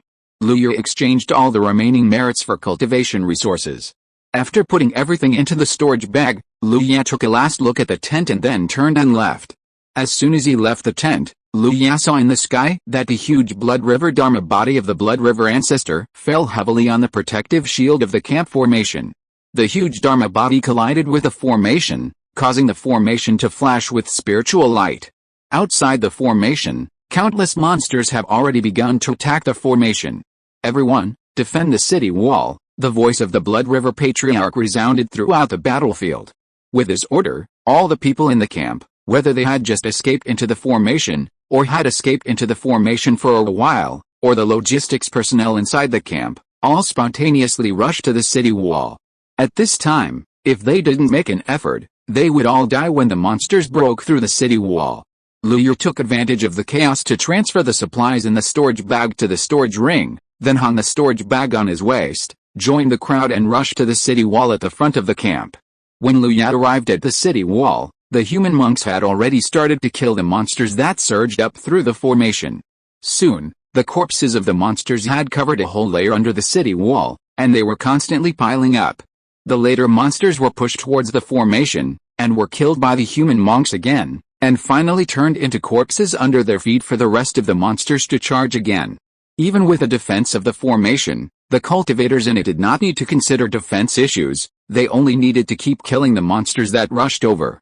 However, Liu Ya still felt palpitations when he saw the monster corpses gradually filling up the protective shield, and the sky covered by the corpses. At this rate, sooner or later the formation will be worn down and collapsed, not to mention that there are many monster kings mixed in the monster group and attacking the formation together. If this continues, I'm afraid we will all die, a cultivator said tremblingly as he looked at the monsters that covered the sky. He was not the only one who had such thoughts. Seeing such a scene, almost all the remaining human cultivators had such thoughts. Where are the people of the demon-killing alliance? Where are the unyielding cultivators of the yin-yang holy sect? Why is it that only the Blood River ancestor is here to defend it? This is the main battlefield. Have we been abandoned? Impossible. Impossible. Liu Ya listened to the nonsense of the cultivators around him, his eyes drooping, without the slightest ripple. Anyone with a discerning eye could already see that it was only a matter of time before the camp formation of the main battlefield was broken. Rather than saying that he was participating in the defense, it would be better to say that he was waiting for the moment when the formation was broken. Only when the formation was broken would he have a chance to escape. I believe that there are many people in the camp who have the same idea as Liu Ya. Liu Ya touched the Kongtong heart jade pattern in the middle of his chest, and then touched the instant 1,000 miles talisman placed close to his body, and felt relieved. Unknowingly, the counterattack of the monks and the city became weaker and weaker. Even if those giant monks were still fighting with the monsters, they could no longer arouse the monks' desire to resist. Finally, the protective shield groaned under the heavy load, and then the crack spread from the top at a very fast speed, and exploded in the horrified eyes of many monks and the calm eyes of a few monks.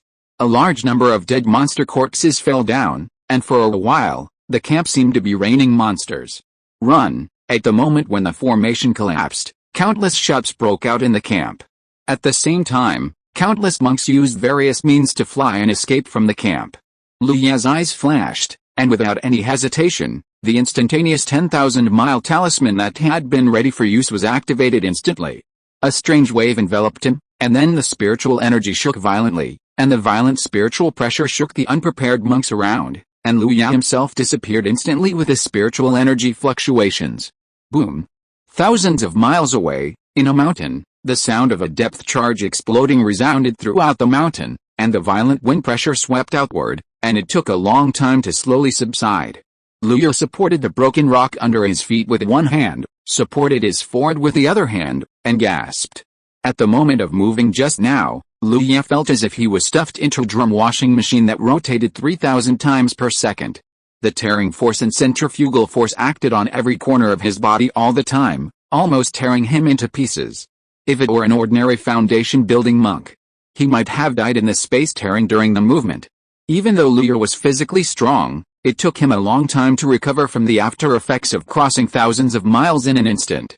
Liu Ya slowly exhaled a breath of foul air and sat down on the gravel without caring about his image. This instantaneous talisman is so powerful. I didn't expect that I didn't die in the fight with a monster, but almost died from a teleportation talisman. Liu Ya looked up at the blue sky and sighed. What's more annoying is that there was no reminder to use it after the exchange. There was no one around. After Liu Ya complained angrily for a few words, he patted the dirt on his robe and stood up. After distinguishing the direction, Liu Ya soared into the air and turned into a rainbow light and flew towards the east. Everyone, remember to vote. P.S. Thank you for the reward from Dark Knight's Starry Morning. Thank you. If you're listening to this novel on a channel other than Fanfic World, it means they downloaded and uploaded it without effort. We cordially invite you to visit our channel, Mundo Fanfic Novelis. There you'll find the original version of this story and you can explore many other novels of various genres. We're waiting for you to immerse yourself in a world of incredible novels. Chapter 237, Civil Disturbance in Yong's City. Yong's City, the border of Yankai territory. Ever since Liu Ya led half of the monks and the city to rush to the battlefield, Yong's City has closed the city gates under Lu Dingbo's arrangement, and always opened the city defense formation to prevent all hidden dangers from entering the city. It's been more than half a month. Lu Dingbo stood under the eaves, looking at the sky that was gray and gloomy due to the continuous rain. Because of his brows that could not be relaxed, he looked much older. Dingbo, stop looking, Go back to the house and take a rest, a gentle female voice sounded from behind Lu Dingbo. Wang Shuiao, the mother of the Lu family and Lu Dingbo's wife, who was born in the King Mu Wang family, came to Lu Dingbo's side with distress in her eyes. It doesn't matter. There is nothing in the city that needs my treatment. Now my only hope is that Yair can return safely. Lu Dingbo waved his hand, his voice low.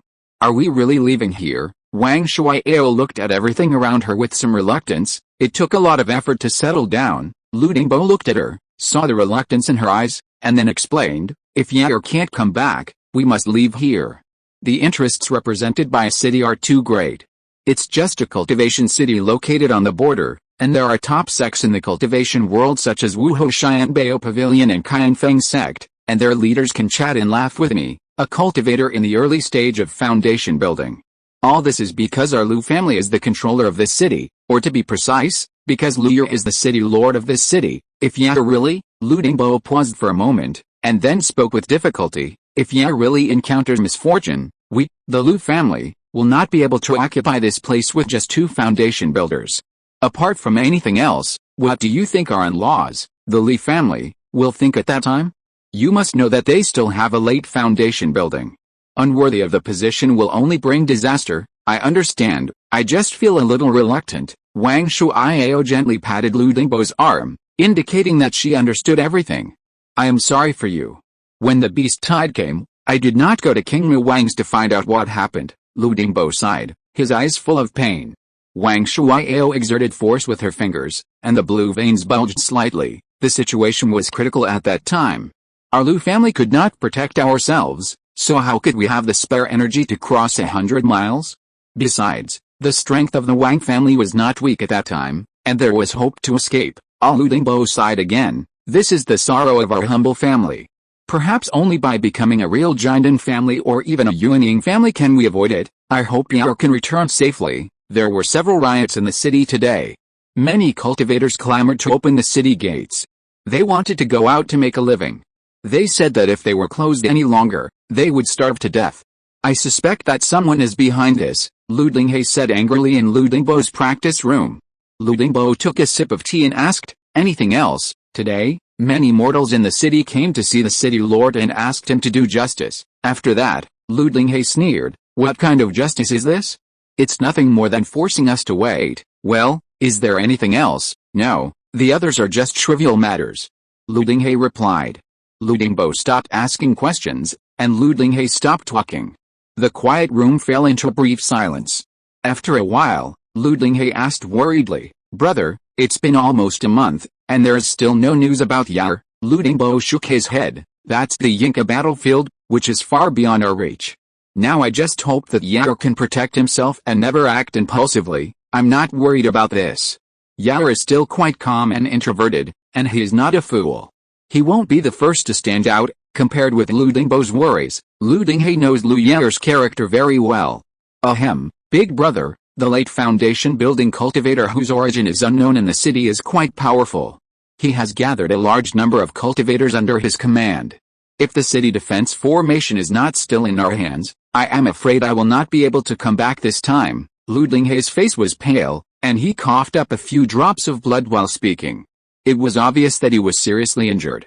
Lu Dingbo's eyes flickered, and he finally made up his mind. The city is going to be in chaos. Li Ziazi announced his retreat at this time. The meaning is thought-provoking. We can't wait any longer. More than a month has passed. According to Yair's agreement at that time, we will leave Yuang City tonight. Have you decided, big brother? Lu Dinghe raised his head and looked at Lu Dingbo. Lu Dingbo nodded heavily and said, I have made all the arrangements a long time ago. I can set off at any time. There is no time to delay. Notify the news. After speaking, Lu Dingbo turned his head and looked to the west, where the Li family's clan land was. As for the lord of Yang's city, whoever is willing to do it can do it. That night, outside the Lu clan's land, a large group of cultivators crowded the open space outside the Lu clan's land. Mr. Li, what do you mean by this? Lu Dinghe's eyes were almost spitting fire, staring at an arrogant male cultivator at the front of the crowd. Unexpectedly, facing Lu Dinghe's questioning, the male cultivator did not feel anything at all, but said with a false expression, it's not that I want to disturb Patriarch Lu's rest, But my brothers here really have no other choice. If the city doesn't open, we will all starve to death.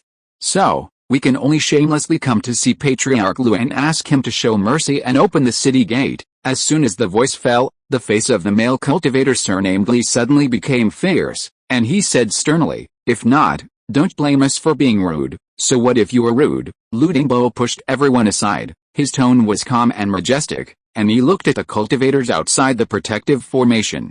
"Of course we will sit here until Patriarch Lu agrees to open the city gate, and then we will leave." "Li Duan, you dare!" Lu Dinghe shouted.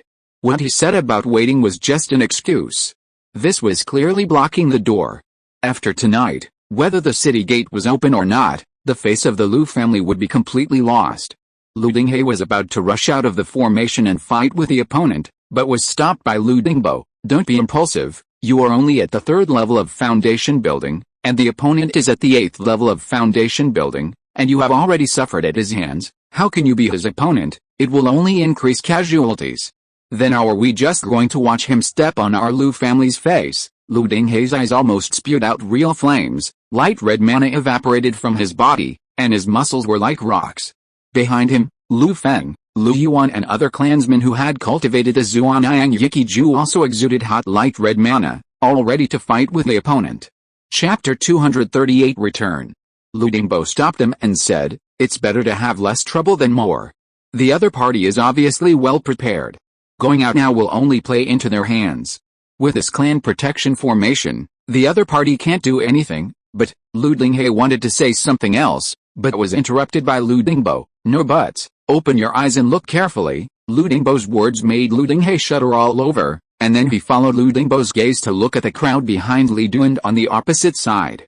Suddenly, he seemed to understand something, and his mind, which was stimulated by the blood, calmed down. "Since you are willing to wait, then wait," Lu Dingbo said to Li Duan on the opposite side, and then turned around and walked to the back first. Then Lu Dinghe turned around and left, and the other Lu clan members had to turn around and leave when they saw this. Li Duan looked at Lu Dingbo and the others with a cold look, and a sneer appeared on his lips. "You can hide for a while, but can you hide forever?" As long as the Lu family is forced to open the city gate, his fellow Daoists waiting outside the city can march straight in. By then, the 5 late-stage foundation building cultivators will join forces, and the Lu family and the Li family will all die without a burial place. Thinking of this, Li Duan directly called the cultivators behind him to sit cross-legged on the spot. "It's just a waste of time. I want to see who can outlast the other." Li Duan sat cross-legged in front of everyone, thinking proudly. "Big brother, clan leader." After the Lu family returned to the clan's territory and avoided the outside world, Lu Dinghe and others spoke up one after another. "Don't say anything, we will leave later. It's not worth fighting with these people before leaving." Lu Dingbo's voice covered the others and said without question. "Lu Tong, have you prepared the flying boats and all the supplies?" When asked by Lu Dingbo, Lu Tong immediately said, "The 3 flying boats are all ready and can be started at any time.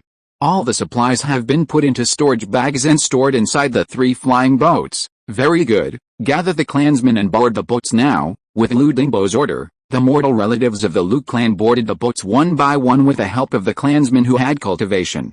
Fortunately, this clan protection formation has the effect of psychedelic camouflage, otherwise the Lu clan's big move would definitely make the people waiting outside unable to sit still.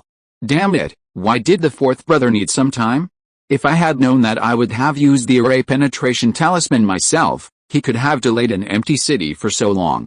I have said long ago that the 4th brother's thing is more of a hindrance than a help. On a small hillside just a few miles away from Yuang's city, facing the hillside with its back to Yuang's city, 4 monks in robes with fierce eyes were gathering here.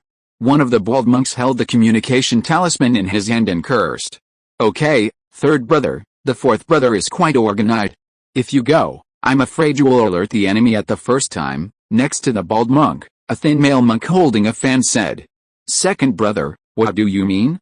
When have I not been the first to do anything? What's wrong with alerting the enemy? As long as I kill all those who see me, it will still be a perfect infiltration." The bald monk's eyes were wide open, looking unconvinced. "Okay, be quiet and wait for the news from the 4th brother." The 2nd brother was about to say something, but the only middle-aged monk sitting cross-legged on the cushion among the 4 opened his eyes and said in a flat voice. As soon as he spoke, Whether it was the irritable bald monk or the tall and thin man who looked like a scholar, they immediately shut up. After a while of silence, the bald monk couldn't help it again. "Boss, you said you are already a fake Dan monk. Why don't you rush into the city and wipe out the Lu and Li families at once? Isn't it better for us to be the city lord?" The middle-aged monk raised his eyes to look at him, then closed his eyes again without answering. "Humph, with your brain, you know nothing," the skinny second snorted coldly. "To be honest, I also want to know why." Suddenly, a young voice sounded not far from the four people. "Who is it?" The four people reacted very quickly and shouted one after another. The bald monk's hand flashed with light, and two gilded hammers were already in his hands. Under the gaze of the four people, Lu Ya's figure slowly appeared in an open space. Lu Ya threw away the invisibility talisman in his hand, walked forward slowly, and asked as he walked, "It stands to reason that the fake Dan monk should have the ability to suppress all forces in Yang's city. Why didn't you go?" As the eldest of the four and the only fake Dan monk, the middle-aged monk's face suddenly became gloomy, and a terrible idea emerged from his mind. Since when, a monk at the 8th level of foundation building dared to talk to us brothers like this? Before the middle-aged monk said anything, the bald third monk couldn't help it. After the two hammers collided heavily, the mana burst out of his body and rushed towards Lu Ya like a Tyrannosaurus. "Stop!" Seeing this, the middle-aged male monk's face changed drastically and he immediately stopped him. But it was too late. At the moment when the bald monk rushed out, Lu Ya stretched out his index finger, and a flash of red light passed by. The next moment, a smooth blood hole appeared in the middle of the bald monk's forehead. Plop. The bald monk's strength was instantly drained away, and he continued to fall forward to the ground with inertia, and two heavy hammers fell on both sides of his body. Instant kill. The remaining three people's hair stood on end, and they wanted to turn around and run away. You know, although the bald third brother is a little rough, his body refining skills and the 7th level of foundation building are real. Even if he encounters a monk in the false pill realm, he can fight a few moves. Among the 5 people, his combat power is second only to the middle-aged man who is a false pill monk. But such a powerful man was killed instantly by Lu Ya with just a flick of his finger. The gap between them can no longer be calculated in miles. "If I say that we did nothing, can you let us go?" The middle-aged monk had already put on a painful mask at this time, and his expression was slightly distorted. "If I hadn't come back, would you let the Lu family in Yang's city go?" Lu Ya asked back. The answer is obvious. They would never let any of the Lu family escape, just like Lu would not let any of them leave alive. "Run!" the middle-aged monk shouted, and the whole person instantly turned into a flash of lightning, ready to flee. As he moved, the other two did not say a word, and also burst out at the fastest speed in their lives, shooting out without looking back. Who knew that the middle-aged man's body, which was fleeing, turned back in the air, and in the surprised eyes of the other two, he directly crashed into the mountain under his feet. "As long as I can escape into the land, I can live." The middle-aged monk's eyes were red, almost crazy. There was only a little red light in response to him. Lu Ya instantly sent out 3 life-destroying fingers, and the 3 people trembled all over and fell from the air at the same time. Lu Ya waved his hand, and the flames instantly engulfed the bodies of the 4 people. After doing all this, Lu Ya slowly walked towards the city. Everyone, remember to vote. Chapter 239 Preparing to leave. Lu Ya had heard from the 4 people that there was another accomplice of theirs in the city who was targeting the Lu family. So he took out the communication talisman and began to communicate with Lu Dingbo, who was still in the city. At this time, Lu Dingbo, who was arranging for the tribesmen to board the ship, suddenly felt something in his heart. He opened his storage bag and took out a communication talisman with a look of surprise. Lu Ya's communication talisman. He is still alive. Lu Dingbo was full of surprise and quickly activated the communication talisman. Lu Ya's voice sounded from the communication talisman. "Ha ha ha, good." After listening to Lu Ya's message, Lu Dingbo laughed out loud regardless of maintaining his usual majestic image as a clan leader. Lu Dingbo's laughter startled the tribesmen around him. Facing the puzzled eyes of the crowd, Lu Dingbo seemed to come alive and said with a smile, "Continue to board the ship. When Lu Ya comes back, we will set off." "What? Lu Ya is back? Really?" Lu Yuanzhong asked hurriedly with surprise on his honest face. Lu Dingbo smiled and nodded. "Just outside the city, there are 4 foundation building monks outside the city. The Li Duan outside is in the same group with him. Lu Ya just dealt with the 4 outside and should be entering the city soon. Lu Dinghe clenched his fists and suggested, "Okay, big brother, why don't we fight our way out and catch Li Duan off guard?" Facing Lu Dinghe's proposal, Lu Dingbo glared and said angrily, "No need, do your own thing. Lu Yu has already said that this matter will be solved easily." Lu Dinghe smiled awkwardly, then turned around and walked away quickly. Just a few minutes later, a large number of screams came from outside the clan land, and soon the screams gradually subsided and finally returned to calm. The protective magic circle slowly disappeared, and Lu Ya's figure appeared in everyone's eyes. Looking at a large group of clan members surrounding him, Lu Ya showed a cheerful and enthusiastic smile. If it weren't for the bodies still burning behind him, this should be a very beautiful and warm picture. Lu Dingbo stepped forward and whispered, "Are you back?" "I'm back," Lu Ya nodded and smiled back. "I'm glad you're back, I'm glad you're back." Behind Lu Dingbo, Lu Yuan murmured excitedly, "There are too many people here, let's go back and talk." Lu Ya turned around and looked around, then spoke. "That's right, let's go home first." Lu Dingbo turned around and walked inside first, and Lu Ya followed behind him and stepped forward. In a rather hidden corner in the distance, a pair of old eyes watched this scene, full of surprise and regret. It was Li Xiaozi, the ancestor of the Li family. When Li returned to the clan, the first thing he saw was the 3 large ships parked in the open space. At this time, some clan members were carrying some supplies onto the ships, including little ones like Xia Luobo, as well as half-grown children like Lu Hong and Chu Lidi. "Lu Yan, since you're back, let's not leave for the time being." Lu Dingbo looked at Lu Ya's expression, pondered for a few breaths, and made a suggestion. Lu Ya shook his head upon hearing this. If it was before he participated in the Yin Kui battlefield, he might have still had a little bit of luck, but now he no longer had any luck. "Patriarch, we must go, and we must go quickly. The dangers in this world are more than we imagined." Lu Ya turned his head and looked towards the center of Yang Kui domain, and said in a firm tone. Lu Dingbo was slightly startled, a little puzzled, but looking at Lu Ya's expression, he did not ask anything else, just nodded.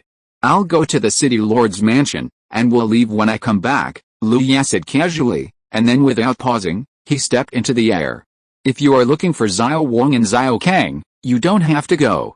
Lu Jing has already brought them back." Lu Dingbo looked up and said. Lu Ya waved his hand, indicating that he knew, and then continued to fly towards the direction of the city lord's mansion. In front of the city lord's mansion, as if he had expected Lu Ya to come, Li Xiaozi had been waiting here for a while. He watched Lu Ya fall from the air, and then watched him walk in front of him. Until this time, Li Xiaozi slowly spoke, "Lu Dao. City Lord Lu, I'm sorry for you." Lu Ya looked at the old man in front of him who seemed to have aged a lot, and his face was calm. "Why? The old man failed your trust and didn't take good care of the Lu family, just didn't take good care of it?" Lu Ya asked back. Li Xiaozi's breath was choked, and then he nodded with a stiff upper lip. Lu Ya looked at him, his tone was calm but unquestionable. "Choose one, you or your family." After saying that, he added, "If you do something wrong or choose the wrong path, you will always pay the price, right?" Li Xiaozi couldn't stop shaking all over. He wanted to escape, he wanted to beg for mercy, he even wanted to choose himself. But in the end, his steps did not move. After being together for so long, he also understood Lu Ya's character. Once he said it, it meant that there was no room for turning back. "This matter was decided by me, the old man, so let me make amends alone." In the end, Li Xiaozi sighed and said this with an extremely calm face. Lu Ya nodded, and just watched Li Xiaozi destroy his Danshan Kihei in front of him. As his Danshan Kihei was destroyed, Li Xiaozi's aura dropped like a cliff, and his originally plump skin quickly lost moisture and luster, wrinkles began to appear, and finally he looked like an old man who was about to die. Lu Ya did not say another word to Li Xiaozi, and walked towards the city lord's mansion. At Li Xiaozi's age, he destroyed his Kihei Danshan, and he didn't have much time to live. At the shortest, 3 to 5 days, at the longest, half a month, he would definitely die. Li Xiaozi stared at Lu Ya's departing back with turbid eyes, with only endless regret and pain in his eyes. One wrong step, all wrong steps, no one can be blamed. It was not until Lu Ya's figure completely disappeared into the city lord's mansion that Li Xiaozi turned around and left tremblingly. Lu Ya walked all the way into the quiet room. There was nothing extra in the quiet room. After he put the warm jade cushion into the storage ring, he walked out of the quiet room and came to the back mountain of the city lord's mansion. Taking out the city lord's order, Luya activated it, and a teleportation array appeared in front of him. Stepping onto the teleportation array, the next moment his figure appeared in a mountain cave. The cave was full of spiritual energy, and there were several night shining pearls on the top of the cave that emitted a faint glow. These were the ones Luya had placed there last time. Luya approached the stone platform and found that the earth milk spirit essence contained in it had only increased a little compared to the last time. He took out 2 jade bottles engraved with array patterns, circulated his magic power, and collected half of the earth milk spirit essence into each jade bottle. The thick earth milk spirit essence was put into the jade bottle, and a large amount of earth vein spiritual energy immediately began to dissipate, but under the effect of the array pattern outside the jade bottle, it soon fell into silence. Luya put the jade bottle into the storage ring, and then his mind moved, and the next moment he had returned to the starting point. Chapter 240 Departure. Brother Chu, where do you think we will go this time? In the flying boat, several half-grown children of the Lu family were arranged in a corner of the flying boat. On the table in front of them were some exquisite fruit tea cakes. Lu Hong ate a whole piece of spiritual rice cake covered with candied nuts in one bite, and spoke vaguely. They rarely eat these cakes on weekdays.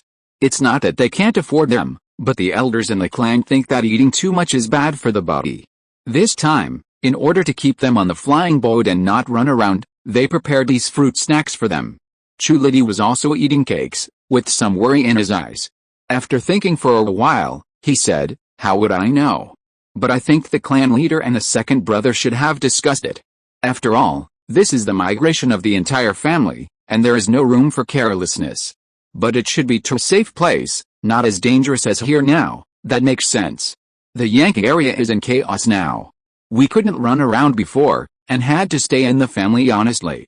I didn't expect it to be more dangerous now. We even have to move away from a good place like Yuang's city." Lu Hong was a little melancholy.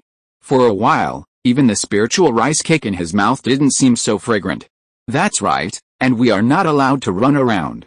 We are not children anymore." Little Carrot Lu Zunying hugged her increasingly fat big gray rabbit, and her delicate little face was pouting. It was obvious that she was dissatisfied with the distrust of the adults in the family.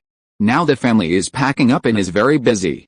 We just don't cause trouble for the elders. After all, Chu Lidi was a big child who survived in the market alone with 3 little ones. At this time, he took the initiative to speak up and enlighten others. After all the Lu family members boarded the flying boat, Lu Yan also appeared in the side of Lu Dingbo and others. "Is the matter done?" Lu Dingbo asked after Lu Ya jumped into the door of the flying boat and stood still.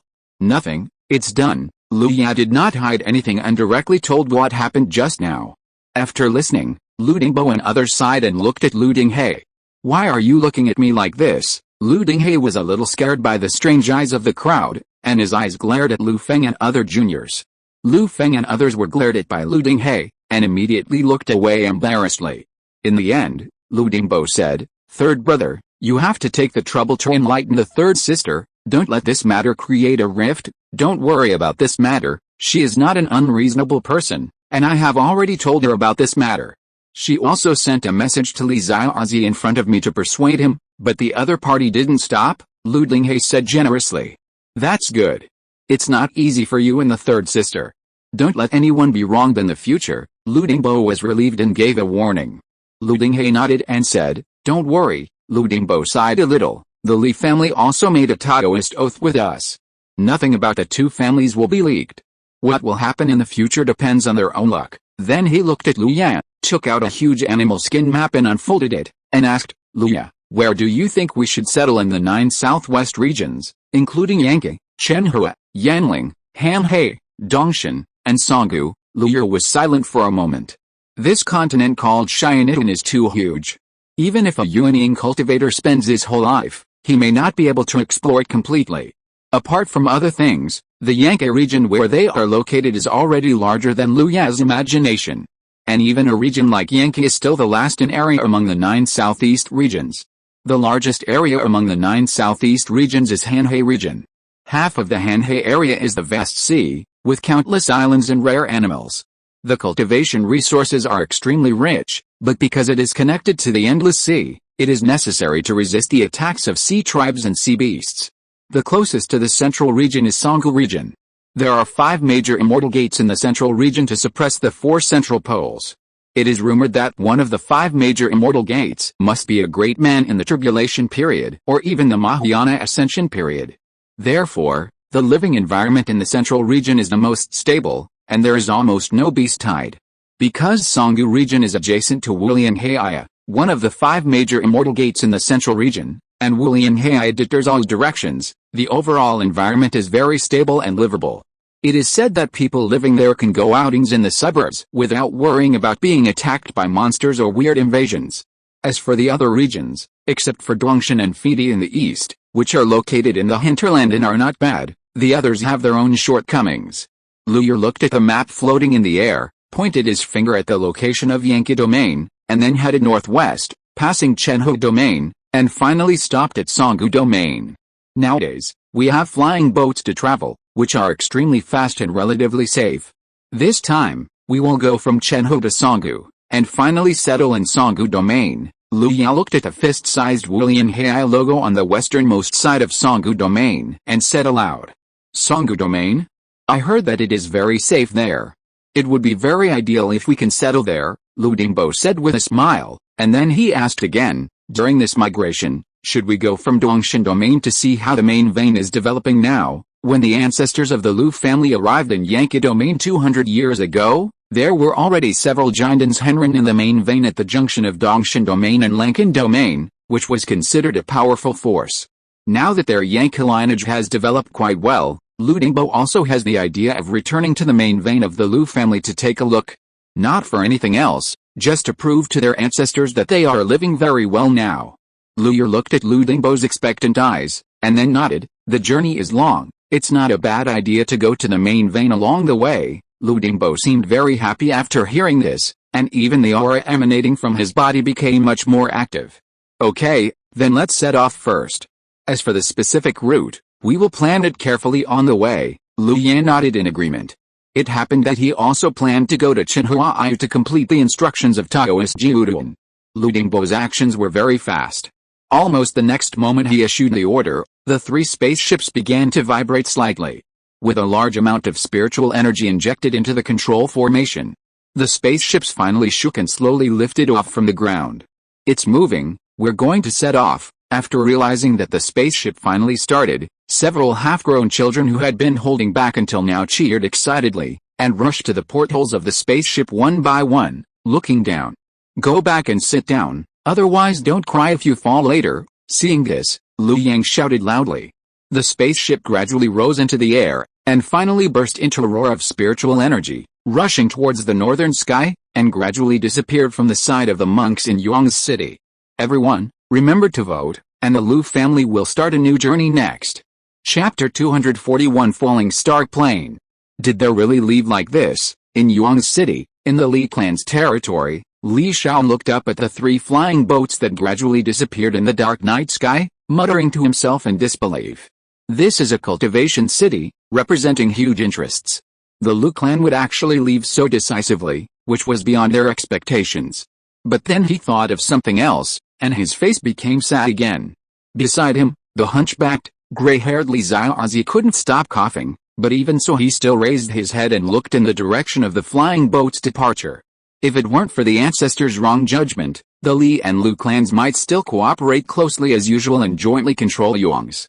After calming down, Li Shaoan reached out his hand to help Li Xiaozi, and said, "Ancestor, it's windy outside, let's go back." Li Xiaozi stopped him with his eyes, and then he grabbed Li Shaoan's wrist with strength from nowhere, panting and sternly saying, "The Lu family has left, and our Li family can't stay in this city. As the patriarch, you should immediately ask people to pack up things. The sooner you leave, the better. Leave here and don't come back." Li Shaoan nodded. Although he was very reluctant to leave the huge benefits in Yuang's city, his reason told him that they should leave. The highest cultivation level of the Li family now is him, who is in the middle stage of foundation building. The old ancestor Li Xiaozi, who is in the late stage of foundation building, has become immortal without cultivation and has only a few days left to live. Even when the old ancestor was still alive, they did not have enough deterrence, not to mention that the old ancestor was about to fall. But Li Shaoan understood this matter. It was not the Lu family's fault. They were wrong first. Remember, you must leave as quickly as possible to pass on the family. Li's Ozzy became more and more excited and his strength became stronger and stronger, almost making Li Shaoan feel pain. Li Shaoan resisted the instinct to use magic power to protect his body and said, "Don't worry, ancestor, I will have people pack up now. At the latest tomorrow, our Li family will leave Yuang's city." "Okay, that's good, we must leave as soon as possible." After getting Li Shaoan's accurate answer, Li's Ozzy finally let go of his hand, and then his whole spirit and energy plummeted. "Ancestor," Li Shaoan's face changed drastically, and he hurriedly supported Li's Ozzy's slowly falling body, and passed a trace of magic power into his body. Nourished by the magic power, Li's Ozzy's increasingly weak breathing and heartbeat became strong again. He opened his eyes, waved his hands with effort, and said breathlessly, "Don't bother, I know my body, don't worry about me, you go and take people away quickly." Then, his breathing stopped completely. Li Shaoan was stiff all over, with a look of grief on his face. Half a month later, over a vast grassland, thunder snakes danced wildly in the lead gray clouds. Deafening thunder roared recklessly on the vast grassland along with a strong wind. Bean-sized raindrops fell, pressing down the green grass on the grassland that was half a person's height. Under the magnificent power of heaven, the grassland that was originally full of vitality was now completely silent. Boom! A thick thunder flashed through the dark clouds, and a large area of dazzling purple phosphorescence flashed across the grassland. It was the light reflected by the rain falling on the grass leaves and puddles. The fleeting purple phosphorescence instantly illuminated three huge black shadows on the grassland that were slowly moving forward in a triangular shape. It was said to be slow, that is, relative to the entire vast grassland, the speed of the three huge black shadows could be called slow. But if you look closely, you can find that when these three huge black shadows move, they bring layers of wind pressure to press down all the grass and trees under them, which is obviously not slow. The three shadows were the three flying boats of the Lu family. At this time, in the front flying boat, Lu Ye and others were gathering in the formation control room. In front of them was a light curtain composed of spiritual energy, and the picture in it was the scene outside the flying boat. After passing through this falling star plane, we will officially step out of the scope of Yanqi domain and enter Lankan domain, Lu Dingbo said with a little fatigue. After half a month of traveling, they were finally about to leave Yanqi domain. Even though there were flying boats to travel, there was no need to worry about the speed of the tribe members, but the humans, monsters and various emergencies encountered along the way made Lu Dingbo still feel that his energy was greatly depleted.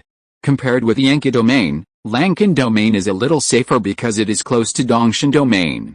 Next, we can choose a cultivation city and rest for a while, Lu Dingbo rubbed his eyebrows and suggested. To his suggestion, the members of the Lu family who participated in the discussion all nodded.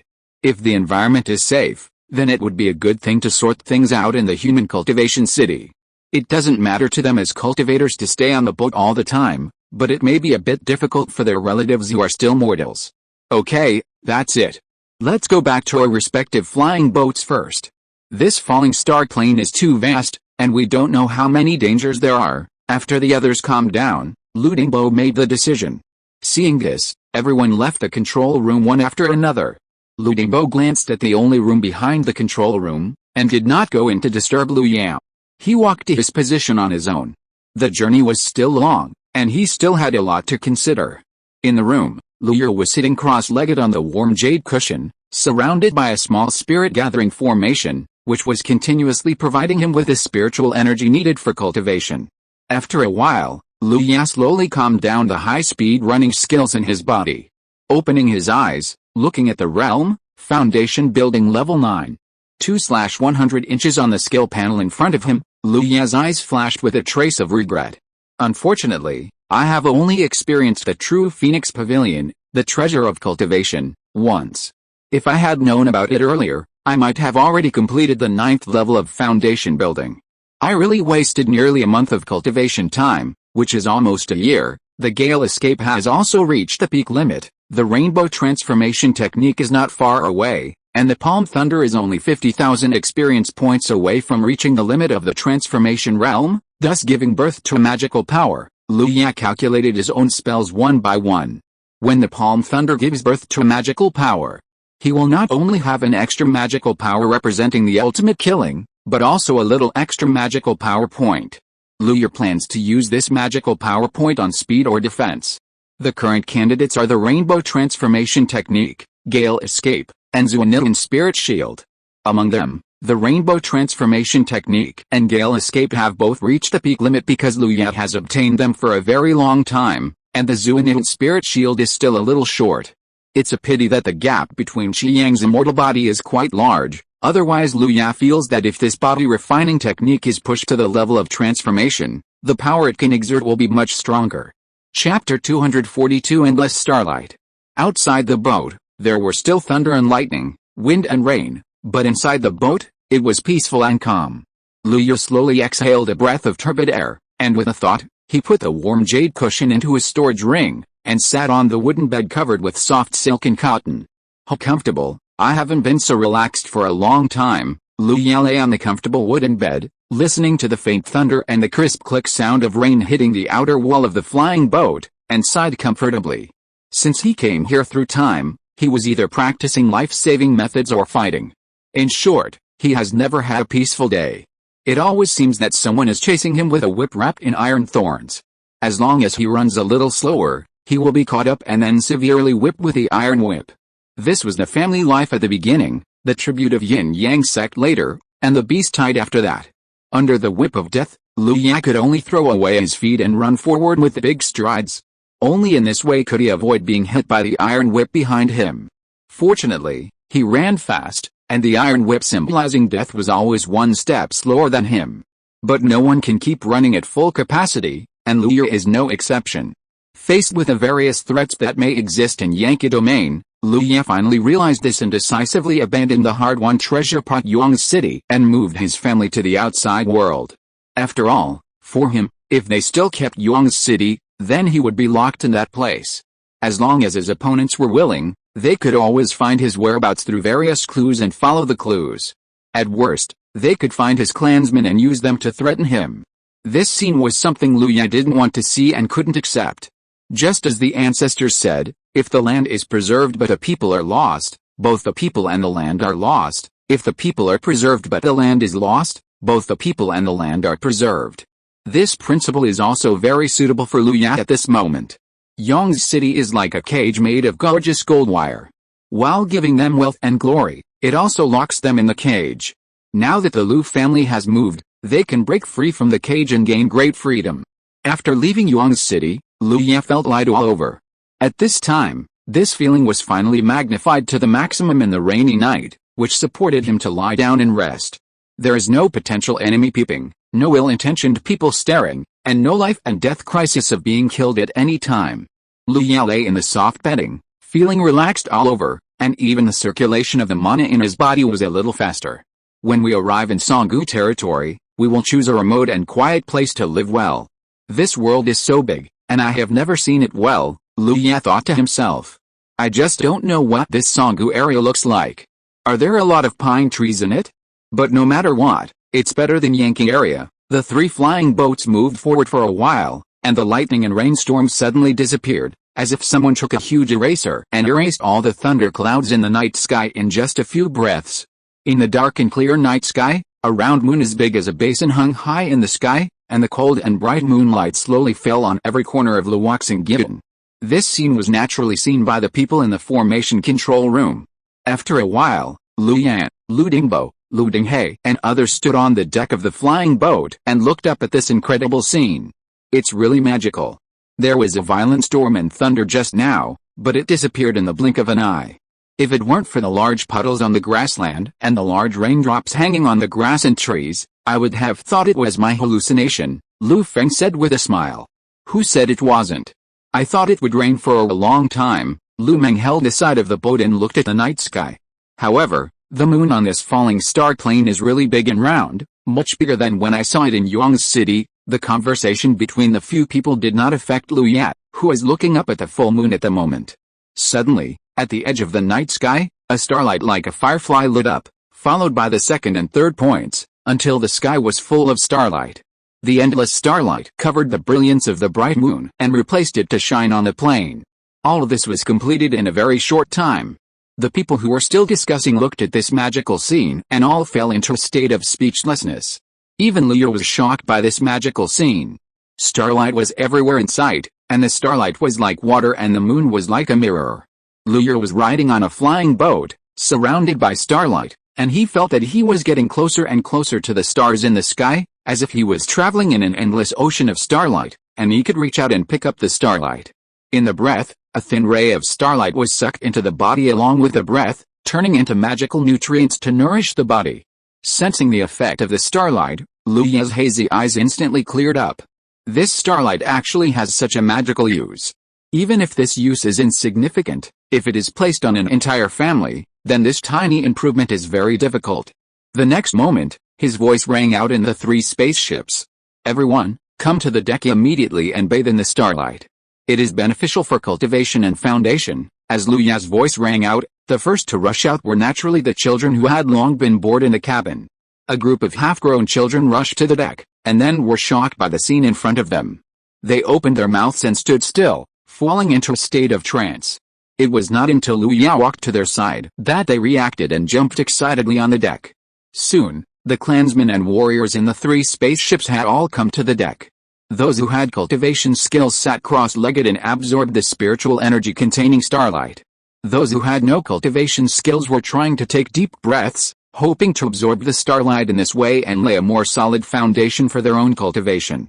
The starlight appeared for a very short time, only a quarter of an hour before and after, and soon the stars in the sky went out one by one. Finally, under the dark night sky, only the bright moon was still hanging there. As the starlight disappeared, everyone in the Liu family stood up with a little regret and walked towards the cabin in an orderly manner. Liu stood at the bow, looking at the disappearing starlight, and was a little confused. Since this starlight has the effect of laying the foundation, it should be widely known. Why has no one ever heard of the magical scene of the falling star plane for so long? Then he thought of something else. Perhaps it's not that no one knows the magic of the falling star plane, but the appearance of this endless starlight is too short and uncertain, only a quarter of an hour. Apart from the nomadic people who settled in the falling star plane, who would be willing to stay here just to wait for the starlight that will appear at an unknown time? Dear all, remember to vote. Chapter 243 Epiphany. 3 days later, Liu stood at the front of the deck of the flying boat, overlooking the land. The grasslands below, which was originally endless, gradually became sparse, and large tracts of brown land were like alopecia, becoming more and more. As the flying boat moved forward, the grassland eventually disappeared, and only large tracts of brown land remained. Liu looked back, and the line of green gradually disappeared from his sight. This also meant that they had completely left the Yankee domain and entered the Lankan domain. Finally, we have left this place of trouble. Until the grassland of Luoxingigwen could no longer be seen, Liu breathed a long sigh of relief, and a sense of relaxation from the spiritual level swept over his body. With the release of this spiritual restraint, Liu suddenly fell into a strange state. The mana in his body began to run at a high speed without control, and the spiritual energy around him gathered crazily with him as the center, forming a huge spiritual energy vortex visible to the naked eye. In this strange state, Liu's breath began to grow rapidly. Is this an epiphany? Such an amazing scene was of course perceived by other tribesmen on the flying boat. Lu Meng jumped onto the deck and looked at Liu in the center of the spiritual energy, exclaiming in amazement. Silence! Lu Dingbo appeared in front of everyone in an instant, and hurriedly cast a silent sound, then turned around and looked at Lu Meng who had just happened and warned him in a low voice. Lu Meng also knew that he almost made a big mistake just now, and at this moment he quickly shut his mouth tightly. The others also looked at Liu with envy. The legendary enlightenment. Many cultivators may only have 1 or 2 enlightenments in their lifetime, but after the enlightenment, the cultivators will have great progress in both their cultivation and realm, and it will be of great benefit to their future practice. Unexpectedly, they could actually see a real enlightenment scene. Lu Dingbo also looked at Liu nervously, and at the same time, he was alert in all directions, fearing that someone would suddenly appear and interrupt Liu's enlightenment. Everyone, be on guard in all directions, slow down the flying boat, and do not disturb Liu's enlightenment. Lu Dingbo's voice rang in everyone's ears. At this time, everyone who reacted quietly dispersed outside the flying boat, forming a huge 3-dimensional monitoring system, surrounding the flying boat and Liu in the center. Fortunately, they are now at the junction of the 2 domains, with a vast area and sparsely populated. Therefore, until Lu Ya's enlightenment ended, no one or monster came to disturb him. Lu Ya's lifeless eyes gradually focused, and an unprecedented sense of satisfaction emerged from his heart, as if he had just taken a very comfortable nap, and his whole body was full of endless energy. Is that strange state just now the legendary enlightenment? Lu Ya closed his eyes and felt it, and at the same time guessed in his heart. Wake up, wake up. When the spiritual energy vortex gradually disappeared, everyone was prepared in their hearts. It was not until this time that they saw Lu Ya completely open his eyes that someone whispered excitedly. Lu Ya's eyes widened slightly when he heard this. He looked at the clansmen around him who were waiting in a fierce battle array, and said with a bow, "Thank you uncles for protecting Lu Ya, ha ha ha. Congratulations, nephew. One day of enlightenment is probably comparable to several years of hard practice." Lu Meng saw that Lu Ya's aura was stronger than before, and he laughed out loud. "That's right, congratulations, nephew. How do you feel about this enlightenment?" Lu Feng also asked. "How do you feel?" Lu Ya closed his eyes and felt it for a while, then opened his eyes and smiled. "Very good, better than ever before." Everyone wanted to say something, but was interrupted by Lu Dingbo. "Okay, don't gather here. Lu Ya just finished his enlightenment. Now is the time to consolidate the harvest. Hurry up and disperse. Let Lu Ya go back to consolidate the harvest." Yes, nephew, you should go back quickly and consolidate the harvest. Enlightenment is hard-won, and you must not waste it at all." "That's right." Lu Dingbo's words immediately made everyone make way, and they urged Lu Ya anxiously. Lu Ya was not being pretentious. He really needed a quiet environment to sort out the insights that kept popping up and disappearing in his mind. Back in the room, Lu Ya drove Xiao Kang and Xiao Wang out of the room, then closed his eyes and entered a state of practice. It only took a short time for the epiphany to come, but it took Lu Ya more than 3 days to consolidate the gains. It was not until the afternoon of the third day that Lu Ya breathed a sigh of relief and woke up from his meditation. As soon as he woke up, Lu Ya couldn't help but smile. This time's epiphany made him gain a lot, whether it was cultivation or other aspects. He had made great progress. Lu Ya's mind moved, and the skill panel slowly unfolded in front of him. Name, Lu Yan. Lifespan, 24/277 years old. Realm, 9th level of foundation building. 45/100, Kung Fu. Peak of foundation building Chongchun Kung Fu. 38452, 50000. Skills, perfect fire controlling technique, perfect golden sword key, perfect wind controlling technique, perfect water controlling technique, peak of wind shocking curse. 50000/50000, peak of rainbow transformation technique. 47816, 50000, peak of gale escape technique. 50000/50000, peak of spirit purification technique. 27458, 50000, peak of soul bewitching technique. 19552, 50000, realm of palm thunder. 370548, 400000, realm of one breath capturing technique. 27540, 50000, realm of earth controlling technique.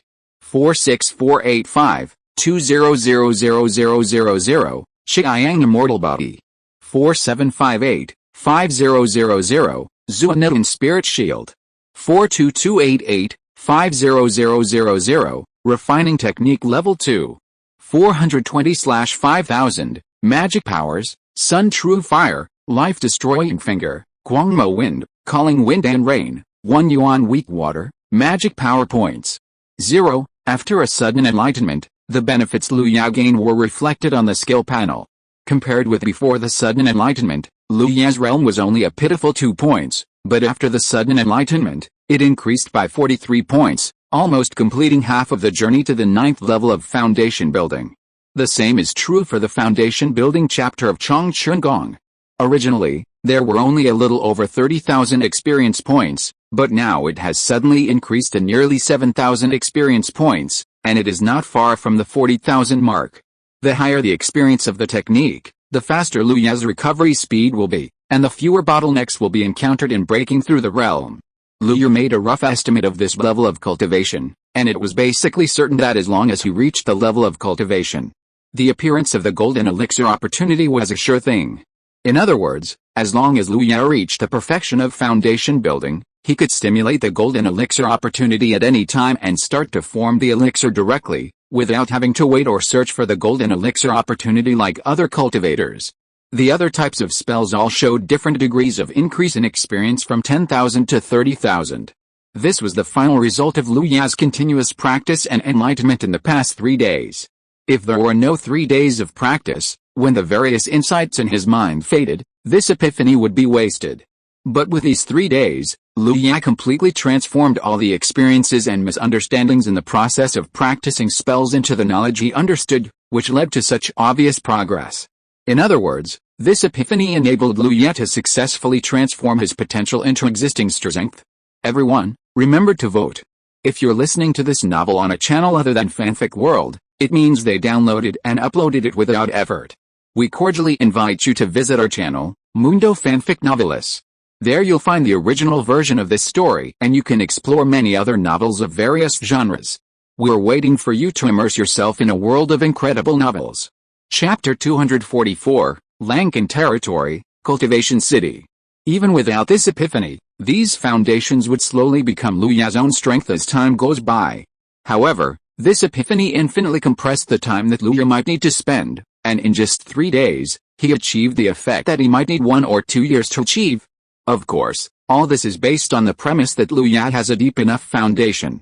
If the foundation is not enough, even if he enters the state of epiphany, there will not be so many inspirations, and naturally there will not be such obvious progress. It is said that an epiphany is enough to equal the years of hard practice of a monk. It really is true. Lu Ye sighed, then calmly got off the bed, opened the wooden door, and walked out. Outside the door, Lu Linghe was sitting cross-legged with his back to the room. Perhaps he heard the movement behind him. Lu Linghe stood up from his meditation, turned around and looked at Lu Ye. "Thank you, third grandpa," Lu Ye bowed. "It's a small matter." Lu Linghe waved his hand indifferently, and then asked with concern, "How is it? Have you consolidated your gains?" Hearing this, Lu Ye smiled slightly and answered confidently, "I have digested and absorbed all the insights. This sudden enlightenment has at least saved me 2 years of hard training." "Ha ha ha, good." Lu Linghe laughed and couldn't help but pat Lu Ye's shoulder with his big hand with a palm leaf fan, making a dull roar. "Hiss, Lu Ye, your physical strength is a bit exaggerated.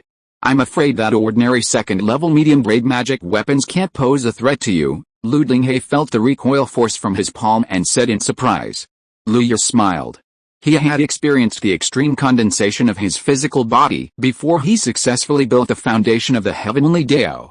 He also practiced the 3 body refining techniques of the peak-splitting fist, the Zuanyang Yikiju, and the Chiang Immortal Body.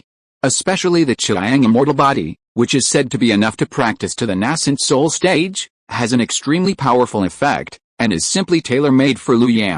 The combination of these factors has created Lu Ye's current physical strength, which is naturally not comparable to others. "Third grandfather, you have seen that I have practiced a profound body refining technique, so I have the current physique." After Lu Ye finished speaking, without waiting for Lu Linghe to ask, he took out the jade slip that recorded the Red Sun Immortal Body technique from his storage ring, handed it to him and said, "It is this Red Sun Immortal Body technique. Third grandfather, please take a look, but this body refining technique is very dangerous to practice, so it is not recommended for newcomers to practice it directly." "Oh." Lu Linghe took the jade slip and started to investigate directly. The more he investigated, the more solemn his expression became. After reading it all, he put down the jade slip and nodded solemnly, saying, "Indeed, if an ordinary person practices this method, it is very easy to burn himself to death by the true fire." "That's right." Lu Ye nodded in agreement, and then he continued, "So if any clansmen want to practice this body refining method, my suggestion is that they must have mastered the Zuanyang Yikiju and reach the 4th stage of the fire control technique before they can try to practice it." "Is the requirement so strict?" Lu Linghe said with some regret while holding the jade slip. He completely believed in Lu Ye's suggestion, but he was a little regretful, because even for him, the current fire control technique was only at the 3rd stage, and he didn't know how far it was from the 4th stage. "It won't be too strict. If the fire is not at home, forcing yourself to practice this technique will really kill you," Lu Ye said solemnly. Lu Linghe nodded and said, "Okay, I understand. I will place this technique in the sutra library later and mark the prerequisites for practice." Those who do not meet the requirements will not be allowed to see it. This will also motivate those bastards to practice hard for me. Lu Ya took the opportunity to flatter him. Third grandpa is wise. Lu Dinghe was so happy to be flattered by Lu Ya that he left with a smile. After Lu Ya saw Lu Dinghe leave, he saw Xiao Kang and Xiao Wang waiting on the side.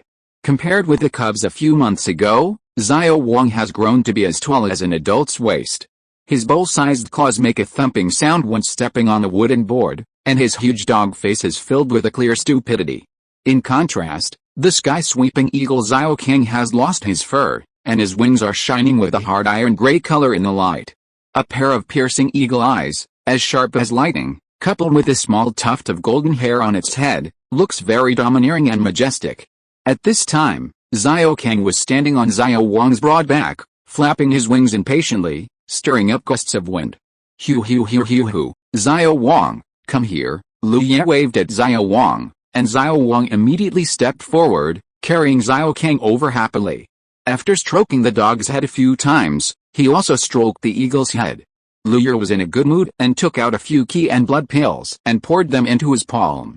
After seeing the qi and blood pills, both Xiao Wang and Xiao Kang showed eager eyes, and Xiao Wang's saliva dripped onto the floor. Eat it, Lu Ya threw the qi and blood pills, and the eagle and the dog swallowed half of the qi and blood pill accurately. After rubbing against Lu Ya intimately, they ran to the corner to digest and absorb the medicinal power. Lu Ya took a circle on the flying boat, relaxed his mood, and returned to the room again to start practicing again. The days of traveling were so peaceful and boring, until 10 days later, when the Lu family flying boat finally encountered a decent cultivation city. On the plain, a medium-sized cultivation city was like a giant beast, lying on the ground. The city wall, which was more than several feet high, was full of traces left by wind and rain. There was also a thick layer of gray-white stone chips at the base of the city wall, showing the long history of this city. The city gates were open on all sides, and countless mortals and cultivators came and went, making it very lively. A low-grade spiritual stone, the guard at the city gate stopped a young cultivator who was only at the second level of key training, and spoke casually. The young monk was obviously stunned for a moment, then pointed at a man in front of him and asked, "Why doesn't he have to pay? He's a mortal. Are you blind?" The guard glared at him and scolded, "You don't have to pay. First, you can turn around and leave now, and second, I will destroy you, so you can enter the city without paying." The young monk smiled awkwardly, and reluctantly took out a slightly dim low-grade spiritual stone from the innermost side of his chest lining and held it tightly in his hand. But the next moment, the guard snatched it away and threw him a wooden sign, indicating that he should go in quickly. The young monk was about to ask something, but he saw that the guard who had been arrogant just now suddenly changed his face, showing a flattering smile, and ran quickly behind him.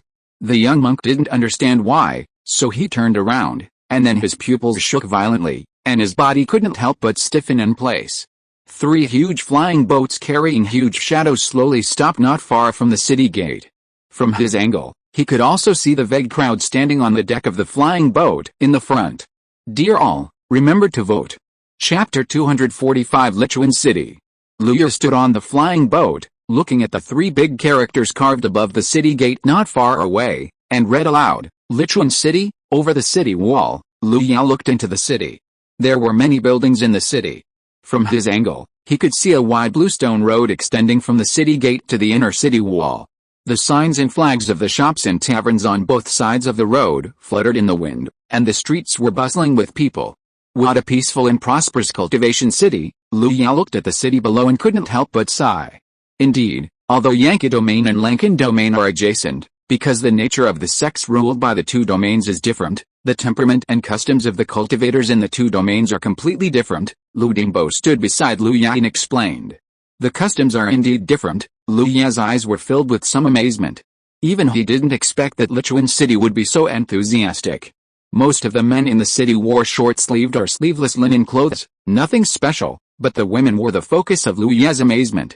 The light skirt that just covered the thighs, matched with knee-length stockings of different colors, just exposed the snow-white skin of the middle thigh that was less than 3 fingers wide to the air, which was extremely dazzling.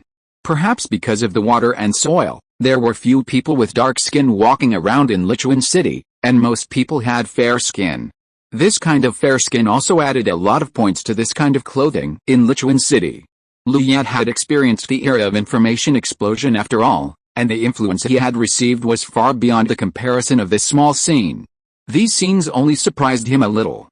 But beside him, young people with vigor and vitality, such as Lu Yang and Lu Yu, were staring at him intently, and even some older uncles and aunts looked at him a few more times. Seeing this, Lu Yang also clapped his hands with some amusement, attracting the attention of the people around him. Okay, it's okay to stay on the boat. Don't behave so badly when you enter the city. After being reminded by Lu Yang, the others looked away and smiled awkwardly.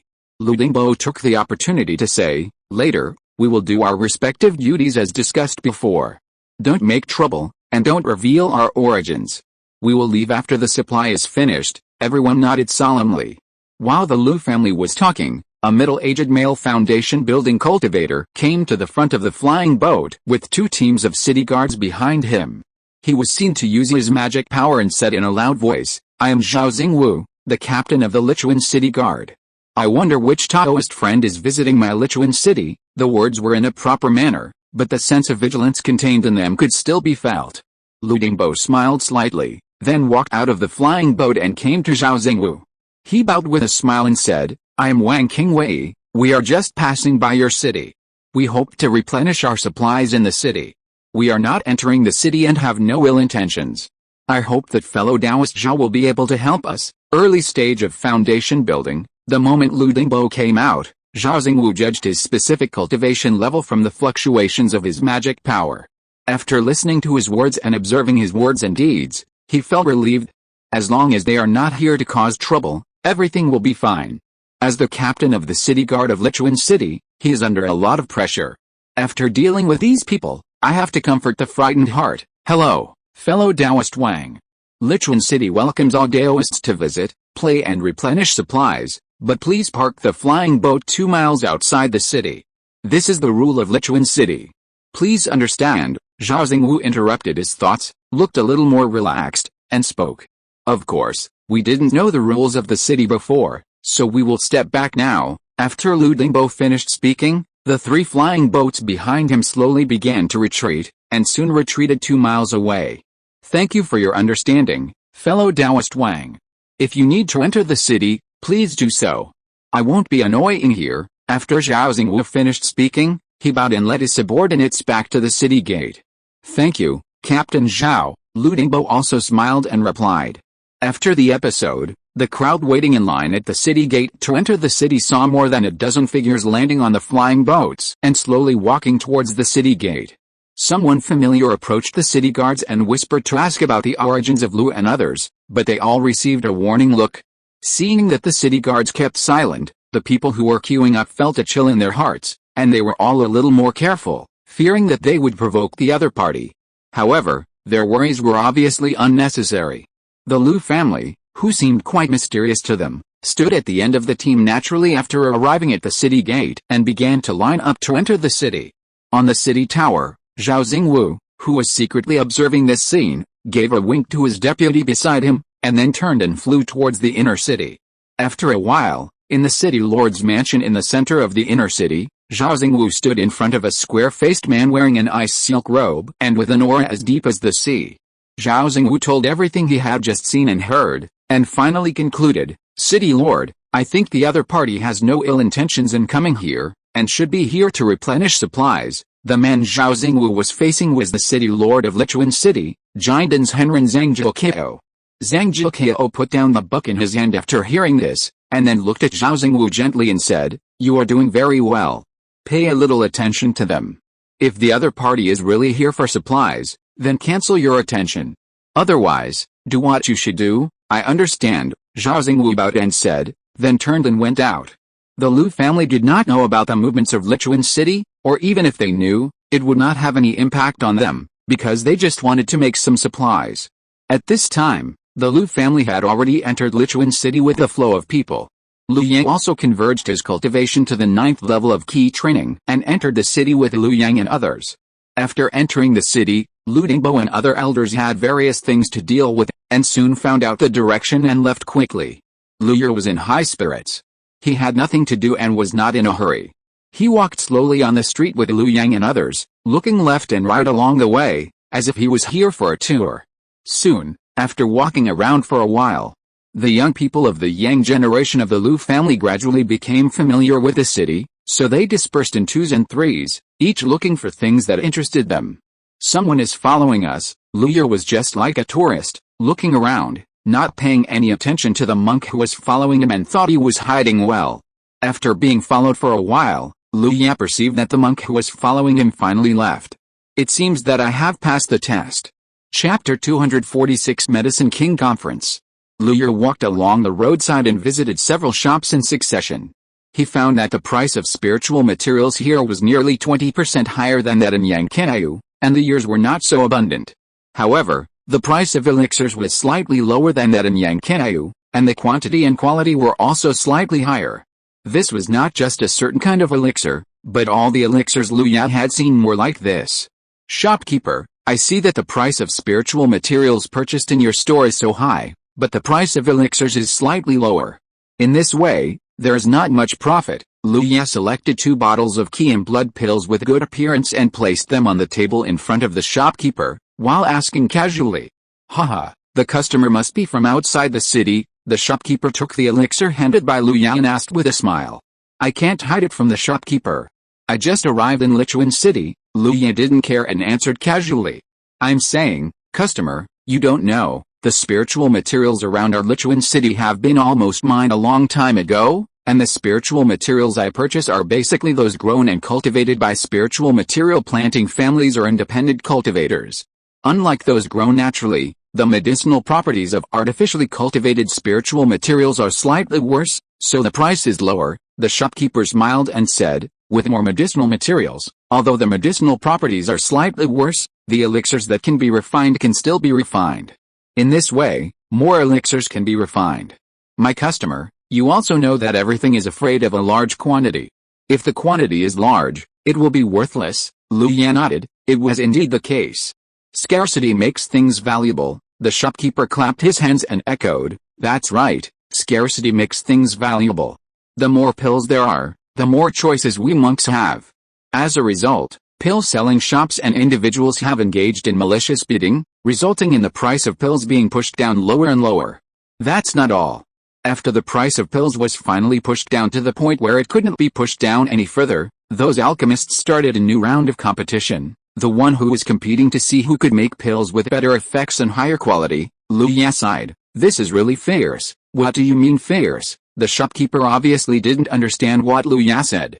Seeing this, Liu quickly explained, "This is a dialect, which means that these shops and alchemists compete with each other and finally have to compete." "That's true, sir. You don't know, over the years, how many shops have closed down in Lichuan City alone, and how many alchemists have become famous for improving the quality of pills, and even become guests of honor in the city lord's mansion." Speaking of this, the shopkeeper was obviously excited, and he didn't count the accounts, and pulled Liu to talk non-stop. "Speaking of which, our Lankan domain's 5-year Medicine King competition will start in 2 months. I don't know how many new alchemy talents will emerge this time, and how many new shops will soar to the sky." "Medicine King competition," Liu repeated, almost guessing in his heart. "No way, sir, you haven't even heard of the Medicine King competition." The shopkeeper was completely dumbfounded and said in disbelief, "That's true. Tell me about it, shopkeeper." "Really?" The shopkeeper shook his head, and then said, "This Medicine King competition is a new top-level and most authoritative competition in the entire Lankan domain in the past 100 years. The main purpose is to select the strongest alchemist and award him the title of Medicine King." The shopkeeper's eyes were filled with yearning. Medicine Kings, all of them are born with talent. Each of them represents infinite wealth, power and top combat power. Pills need spirit stones to buy. Powerful people need pills. Cultivators of all levels also need pills, and those unyielding great cultivators and Huishan great powers also need pills. The appearance of each Medicine King represents the improvement of the quality of a pill, which is a good thing for all cultivators. However, there is often a force behind the Medicine King to support it, and that kind of wild Medicine King basically does not exist. This is why I said that after the birth of the Medicine King, there will be such a store that soars to the sky, because the pill formula will definitely be tightly grasped by this force and not leaked at all. It sounds like it's very lively. I must go and take a look when I have time, Lu Ye chuckled and said expectantly. Then you must go, sir. If you leave for Danding City now, you should be able to catch up, the shopkeeper said enthusiastically. Thank you, shopkeeper. Lu Ye placed the spirit stones for purchasing the key and blood pills on the table, picked up 2 bottles of pills, waved his hand and walked out of the shop. Come again next time, sir. It was not until Lu Ye walked away that the shopkeeper smacked his lips with a sense of unsatisfaction. Danding City, the main city of Danding Pavilion, is the largest sect in Lankan domain. It is said that there are several medicine kings and countless alchemists in the pavilion, and the biggest feature of this force is that the number of high-end combat forces is very terrifying. Lu Ye walked on the street, recalling the introduction of Danding Pavilion. This high-end combat force does not refer to the foundation building stage, but the cultivators of the golden core stage and above. Because of the assistance of elixirs, unless the cultivation aptitude is so poor that it cannot be saved, the rest of the cultivation aptitude is medium or above, and Danding Pavilion can find ways to pile them up to the golden core stage. Of course, this also leads to the fact that although the number of Danding Pavilion's golden core combat forces is terrifying, the quality is lacking. They are often beaten up when facing golden core cultivators of the same level. Even some geniuses in the foundation building stage can fight with the golden core cultivators of Danding Pavilion, so they are called drug-taking golden core by some gossipers. However, even if it is a drug-taking golden elixir, it still means a long life of 800 years and a powerful combat power that is enough to crush most foundation building cultivators. Not to mention, as an alchemy force, Danding Pavilion's refining of longevity pills is naturally its specialty. Therefore, the accumulation of generations has created the reality that the number of high-end combat forces in Danding Pavilion is extremely terrifying. What a magical place. You have played the inner circle to the fullest. Lu Ye looked at the shops on both sides of the street at this time, thinking in his heart. Suddenly, Lu Ye's eyes flashed with doubt, and he took out a communication talisman from the stored ring. After he activated it, Lu Yu's somewhat anxious voice sounded in Lu Ye's mind. Second brother, it's not good. Fifth sister had a conflict with someone and killed 2 people in anger. Now the matter has become a big deal, and we are about to be surrounded by the enemy. Fifth sister Lu Jing? Killed 2 people? Just a few words, let Lu Ye have a headache. How come it has come to the point of murder? But now is not the time to think about these things, let's rush to the scene first and then talk about other things. Lu Ye slightly released his spiritual sense, and the spiritual sense of the 9th level of foundation building spread out silently, and soon found Lu Jing, Lu Yu and others. Everyone, remember to vote. P.S. I wish all the Yanzu Masters a happy 520, be invincible. 7 times a night until dawn. Chapter 247 Conflict. It was not far away, only 3 streets away from the street where Lu Yu was. In Lu Ya's consciousness, he could see Lu Jing, Lu Yu and Lu Hao standing back to back in front of a wall. Lu Hao, who was nearly 2 meters tall and burly, stood in the front holding a wheel axe, releasing the vigorous aura of the 9th level of key training without reservation. Lu Jing and Lu Yu stood a little further back beside him, also holding magic tools and looking at the monks who surrounded them warily. Opposite them, more than a dozen monks surrounded the 3 of them. The old man in the lead had reached the initial stage of foundation building. Behind him, there were 2 young male cultivators with oily hair and powdered faces, wearing alchemist robes but pale faces, being supported by others. Lu Yu arrived at the location of the few people after a few jumps, but he did not come out at the first time. Instead, he hid in the dark and planned to see how the situation developed. 3 of you, you dared to openly kill my family disciples in public. Be smart and come with me. Don't resist in vain, otherwise don't blame me for killing you 3 on the spot. The old cultivator surnamed Fan, who was in the foundation building stage, said the last sentence, and his aura as a foundation building suddenly pressed towards Lu Hao and Lu Jing. Although he was only in the early stage of foundation building, the huge difference between foundation building and key training still gave him the confidence to say this. The 3 of them couldn't help but release their auras and tried to fight against it. Seeing this scene, the old cultivator surnamed Pham closed his eyelids slightly to block the murderous intent in his eyes. He was so young and had the cultivation of the late stage of key training, which was excellent in their family. However, since the other party killed their family members, they should be prepared to be killed. They were the ones who took advantage of their power to bully us first. We were just defending ourselves. What? Are we only allowed to let those two scums bully us, and no one is allowed to resist? Lu Hao slammed the wheel axe heavily on the bluestone floor. The terrifying weight directly smashed the bluestone slabs at the landing point into spider-web-like cracks. He glanced at the old foundation building cultivator and said sarcastically, "That's right. If it weren't for the repeated provocations of those two scums, we wouldn't have taken action in anger and taken them down." Lu Yu also followed closely and echoed. Even if they did something wrong, it was just a verbal conflict, and the crime was not punishable by death. On the other hand, the three of you are not very old but full of murderous aura. You are extremely cruel and your actions are almost the same as those of demon cultivators. As soon as these words came out, the eyes of the crowd watching around changed slightly, and the eyes looking at Lu Hao and the other two also changed. The old cultivator surnamed Fan looked up at Lu Hao and the other two. They were too young after all. He only needed to say a few words to classify the three of them as demon cultivators, and they were feared by everyone. In this way, when he takes action later, it will not cause too much reaction from others. Not guilty enough to die? Heaven, earth, emperor, parents, and teacher, those two scums insulted people's parents, and even spoke rudely to my sister. My sister is kind-hearted. So I will send them to reincarnation. If I take action, I will definitely make them live a life worse than death. Lu Hao's voice was like thunder, and the huge sound wave almost made the eardrums of the people around him hurt. And you, old idiot, those two scums are from your clan, right?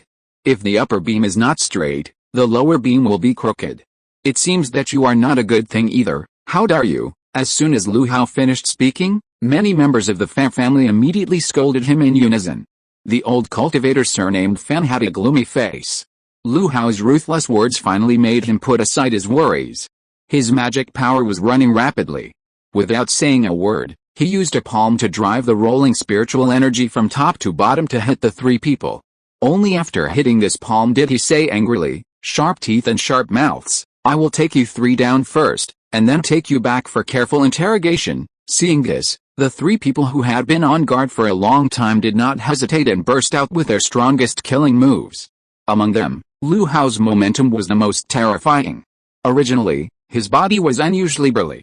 At this time, he used the Zuanyang Yikiju, and his body was abruptly raised by several inches. The light red magic power lingering all over his body made him look like a demon. He raised the wheel axe with both hands, and a dazzling red light flashed across the axe blade. Then a thick axe light came out of the axe and killed the old cultivator surnamed Fan. At the same time, Lu Jing's white fingers kept pointing, and a series of light golden sword energy continued to shoot out from her fingers. Lu Yu formed seals with his hands, and a blazing fire snake as thick as an arm pounced forward. The axe blade, finger force, and fire snake collided with the attack of the old cultivator surnamed Fan one after another. The violent spiritual energy exploded from the collision point of the two sides, raising a trail of dust. The violent fluctuations of spiritual energy caused the crowd watching the battle to retreat in unison, fearing that they would be affected. When the dust cleared, the figures of Lu Hao and the old cultivator surnamed Fan reappeared in front of everyone. Compared with the slightly ugly face of the old cultivator surnamed Fan, Lu Hao and the other two looked excited. "Old Benkei, come again." Lu Hao swung the axe, and the axe blade flashed cold light in the air, extremely arrogant. "Humph, you don't know whether to live or die?" The cultivator surnamed Fan slightly put away his contempt, and then the consciousness of the foundation building cultivator was fully spread out, and a white top-grade magic sword jumped out of the storage bag on his waist and suddenly flashed by. The speed was as fast as lightning. In the blink of an eye, Lu Hao only saw a flash of silver light, and then an invisible sharp edge pierced his brow and caused him severe pain. Not good. Lu Hao's hair stood on end. He only had time to hold the wheel axe upright in front of him and input his magic power into the protective aura. There was a loud clang. The sound pierced the eardrums and made Lu Ya's head buzz. A huge force came from the axe in front of Lu Hao.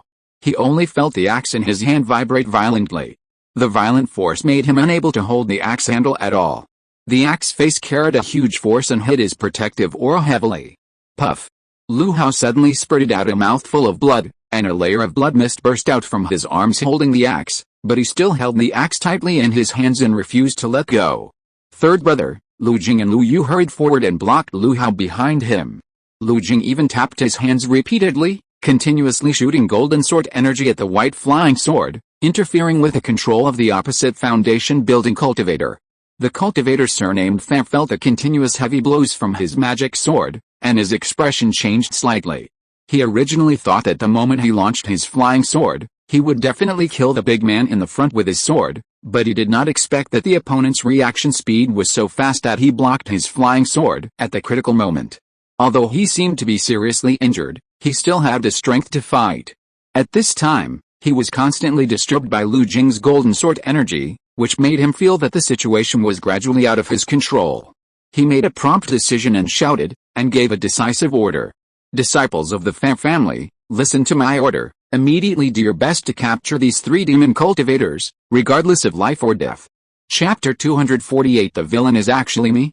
How shameless. Seeing this, the crowd of onlookers couldn't help but say, "Hush, keep your voice down, that's Jinden Fan family. They control nearly half of the medicinal materials business in the city. They can be said to be all-powerful in this Lichuan city. They are used to being domineering on weekdays. How could they suffer such a loss?" Someone who knew the situation hurriedly whispered to dissuade them. "Even so, the other party is so arrogant. The city lord doesn't care about it. How can I care? How can I ask?" The city lord still relies on Jinden Fan family to maintain the city guards and the city lord's mansion. It seems that these 3 young people are in danger, someone sneered, obviously disdainful of this so-called city lord's mansion. Lu Ye fell silent and stopped talking. Obviously, he was the one who spoke in the crowd just now. From this, it can be seen that the style of Jinden Fan family has always been like this. Moreover, Lu Ye also understood the personalities of Lu Hao and the other 2. They were not troublemakers. Combined with what Lu Hao said, it was obvious that the 2 people flirted with Lu Jing and were killed in return. With this thought, Lu Ye no longer hid himself. He took a step forward and appeared in the field. The sudden appearance of one person made the Fan family members look a little confused, but before they could ask, they saw a little blood-red light flashing from the man's fingers. The next moment, dozens of Fan family Kagan practitioners who participated in the siege trembled all at once, and then fell to the ground, dead. This scene made the old cultivator surnamed Fan feel horrified and stiff in place, not even daring to blink, for fear that any movement would attract the terrifying blood light. "Who dares to openly attack my Fan family?" He trembled and spoke until he saw Lu Ye's appearance clearly. This questioning tone made Lu Ye shake his head and turn to look at the young male cultivator with a slicked-down face who was being supported. Being stared at by Lu Ye, the young male cultivator's legs softened and he knelt on the ground, trembling. Seeing him like this, Lu Ye asked nonchalantly, "You should be one of the parties involved, right?" The young male cultivator immediately said tremblingly, replying to Senior, "I am Fan Kangping, my father is the head of the Fan family, and my ancestor is a Jinden." Lu Ye frowned slightly and spoke impatiently, this time with some strange fluctuations in his words. "I'm asking if you were involved in the incident." Hearing Lu Ye's voice, the brilliance in Fan Kangping's eyes suddenly disappeared, and he answered mechanically like a puppet, "I am indeed one of the parties involved." "Then how did it happen? Retell it truthfully." Under the shocked gaze of the old foundation building cultivator, Fan Kangping began to say, "We were on the road at that time, and happened to see that the woman was quite pretty. So we had an idea. Kang Ji and Kang Shui were the first to go up, intending to use their family background to force the woman to surrender, but they encountered resistance from the other party. They were so angry that they took out the second-level magic weapon and tried to attack, but they were killed by 2 sudden attacks. At this point, the old cultivator surnamed Fan could no longer hold back, and his voice mixed with magic power sounded, "Fan Kangping, what are you talking about?" After he finished speaking, he regretted it, because Lu Ye's eyes had already looked over. "Shut up." After Lu Ye finished speaking, the old cultivator surnamed Fan only felt a cold wind blowing through his body, and then he lost control of his body, and even his magic power was imprisoned in his meridians, unable to move at all. After using Guang Mo Fen to imprison the old foundation cultivator in place, Lu Ye turned his gaze back to Fan Kangping who was kneeling on the ground. "Do you have anything else to add?" Only then did Fan Kangping wake up from his dream, shaking his head frantically, and retreating as he shook his head. Senior, this matter is ours, we are obsessed with it, please spare me. Spare my life, my father and ancestors will definitely reward me generously." Reward? Lu Ye's mouth curled up, as if he thought of something funny. Then, without waiting for the other party to react, a bloodlight shot straight into the other party's eyebrows. Until his death, Fan Kangping tried to use the golden pill grandpa to save his life. Unfortunately, his idea was too naive. After getting rid of the main culprit, Lu Ya looked at the motionless old Foundation cultivator, raised his hand and killed him, then turned and walked towards Lu Hao and the other two. Walking up to the three people, Lu Ya looked at them with satisfaction and asked, "Can you still walk?" Lu Hao smiled a little embarrassedly, then nodded and said, "Yes." Lu Ya looked at Lu Jing and the others, and they both nodded. "Then let's go." After Lu Ya finished speaking, he took the lead to walk out. When the crowd saw Lu Ya turned around, they hurriedly dispersed and disappeared without a trace in the blink of an eye. "You're kidding? Watching this kind of excitement of killing a terrifying existence like killing a dog? You're not smart, you won't know how you die later." Lu Ya and the other four walked all the way to the city gate. Although they were monitored several times during the period, under Lu Ya's deterrence, no one dared to stop them. Until the four people finally left the city, there was no one following or monitoring behind them. When Lu Ya took the three people back to the flying boat, Lu Dingbo and others had also returned. Obviously, they already knew what happened in the city. Seeing Lu Ya and the others at this time, I couldn't help but breathe a sigh of relief. Lu Dingbo looked at Lu Hao and the other two, and said with a stern face, "You guys are too impulsive. Do you know what you did wrong today?" Lu Hao and the other two looked at each other, and finally Lu Yu spoke up, "Chief, we made a mistake in not finishing the work properly, which led to being surrounded by the other side in the city. You knew you would make such a mistake. This is what I taught you on weekdays." Lu Dingbo glared at the three again, and finally said, "Hurry up and treat your injuries. Don't leave any hidden dangers." After getting permission, the three hurriedly left. When the three walked away, Lu Dingbo sighed, "It's really worrying, Chief. The performance of the three of them is already very good. With mutual cooperation, even the foundation building cultivators can't do anything to them for a while." Seeing this, Lu Ya said with a smile, "That's also their good luck. They met a foundation building cultivator who is easy to talk to," Lu Dingbo said. But at this point, Lu Ya seemed to have thought of something and said, "This Lankan domain seems to be very different from the Yanka domain. The cultivators here are a little weak, and they don't seem to be the kind of cultivators who have experienced a lot of fighting." Lu Dinghe said, "That's true.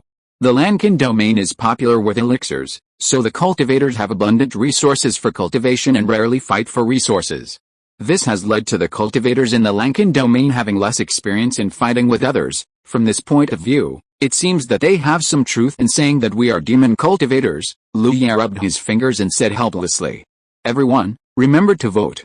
Chapter 249 The Golden Elixir is coming." Lu Ya recalled carefully that the foundation building cultivator in the city had been talking nonsense from beginning to end before he took action. It can be seen that the cultivators in Lichuan City still pay attention to superficial work. This is completely different from the cultivators in Yankai territory who would take action directly at the slightest disagreement. If compared in this way, they are indeed a bit like demon cultivators. This incident also reminded Lu Ya that they are no longer in Yankai territory. No matter where they go in the future, they must be careful and must not act like this again. The outside world is indeed different from Yankai territory. At the end, Lu Ya sighed again. Lu Dingbo clapped his hands and made a final summary. "Okay, today's incident also reminded us that the outside world is different from Yankai territory. There is still a long way to go in the future. Everyone must be careful and cautious. If you accidentally provoke a Jinden's Henrin or even a Yuanying Great Monk, then..." Before Lu Dingbo finished speaking, Lu Ya suddenly turned his head and looked in the direction of Lichuan City. The next moment he flashed out of the flying boat. "Get out of here!" Before Lu Dingbo and the others could react, they heard a powerful male voice coming into the flying boat, followed by a huge spiritual pressure. Golden Core Monk. Everyone's face changed, and the eyes of Lu Dinghe and others looking at Lu Dingbo changed slightly. "Everyone stay in the cabin. Dinghe, come with me." Lu Dingbo hurriedly threw down a sentence, and then rushed out of the cabin with Lu Dinghe. When the two rushed out of the cabin, they saw a middle-aged man in a white-bottomed gold-edged alchemist robe standing proudly above the flying boat, with an aura that reached the golden core level. Lu Ya was right in front of him, with a calm expression. Lu Dingbo and Lu Dinghe were about to fly over to meet Lu Ya, but were stopped by Lu Ya with a gesture. Lu Ya looked at the male Jindan cultivator opposite him, and said in a steady breath, "Dao Ao, for no reason, actually rammed our flying boat directly. Are you bullying my clan?" Fan Xianhu looked at Lu Ya, and saw that the person who spoke was just a cultivator in the late stage of foundation building, and his anger surged again. After all, he was also the ancestor of the family. Now he was in the early stage of Jinden and was close to the 4th level alchemist. He was actually called a Taoist by a foundation building cultivator? Where is the head of your Wang family? I am Fan Xianhe. Your Wang family allowed your men to wantonly kill my family members in the city. If you don't give an explanation for this matter, you will stay in Lichuan City forever. At the end of his words, Fan Xianhe's magic power rose, and his momentum rose again, pressing towards Lu Yao. Lu Yao looked up at him, not affected by his momentum at all. An explanation? What do you want to be explained? As the head of the Fan family, you should know who is right and who is wrong in this matter.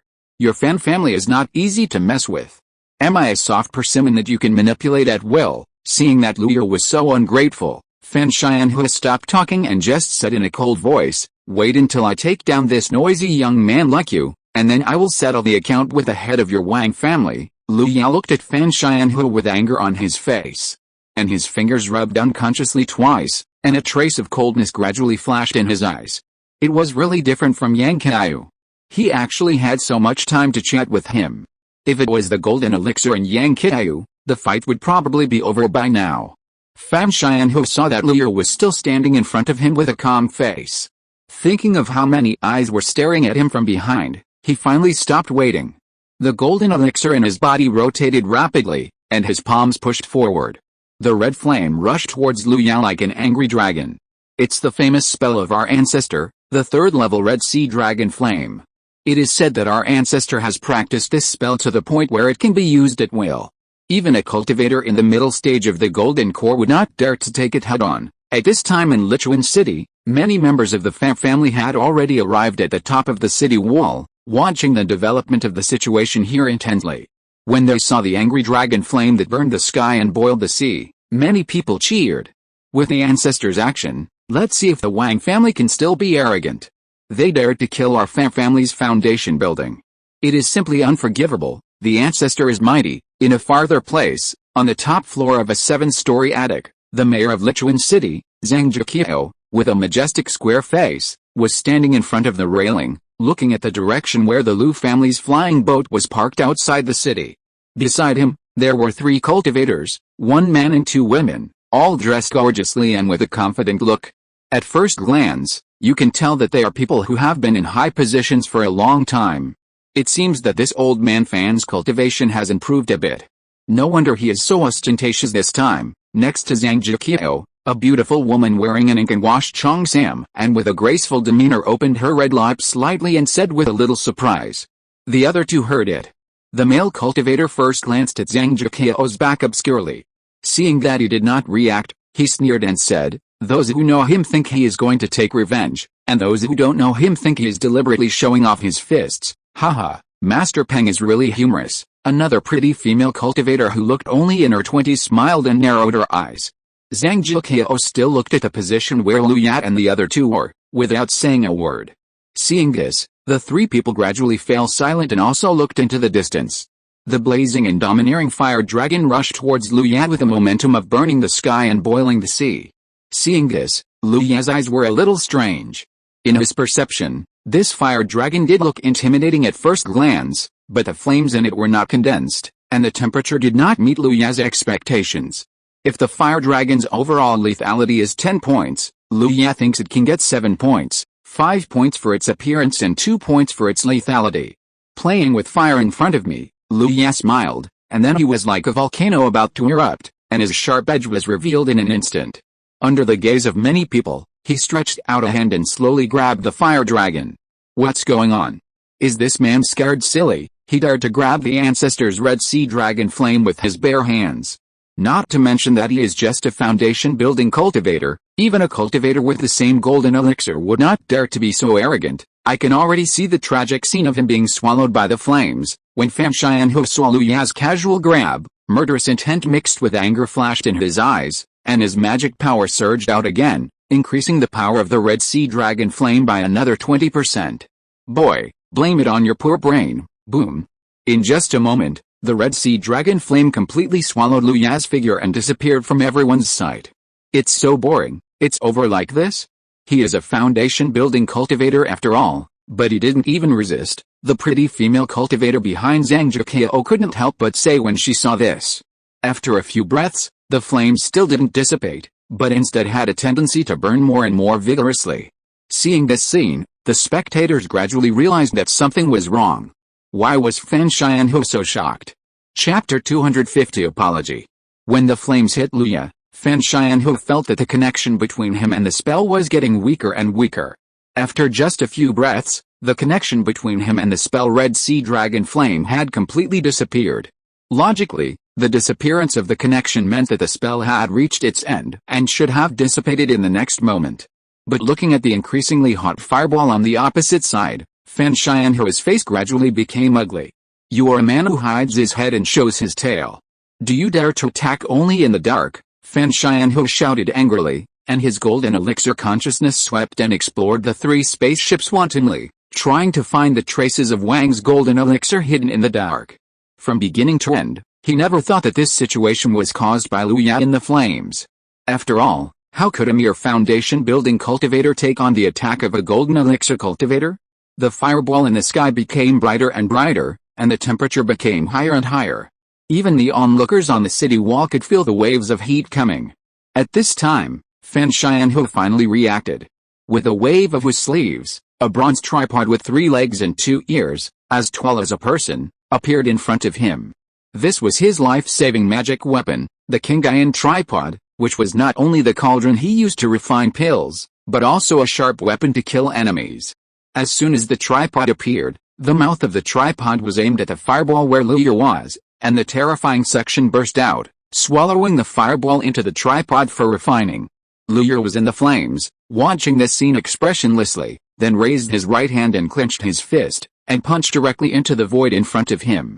The moment this punch was thrown, the mana in his body exploded, and the golden red flame ignited silently.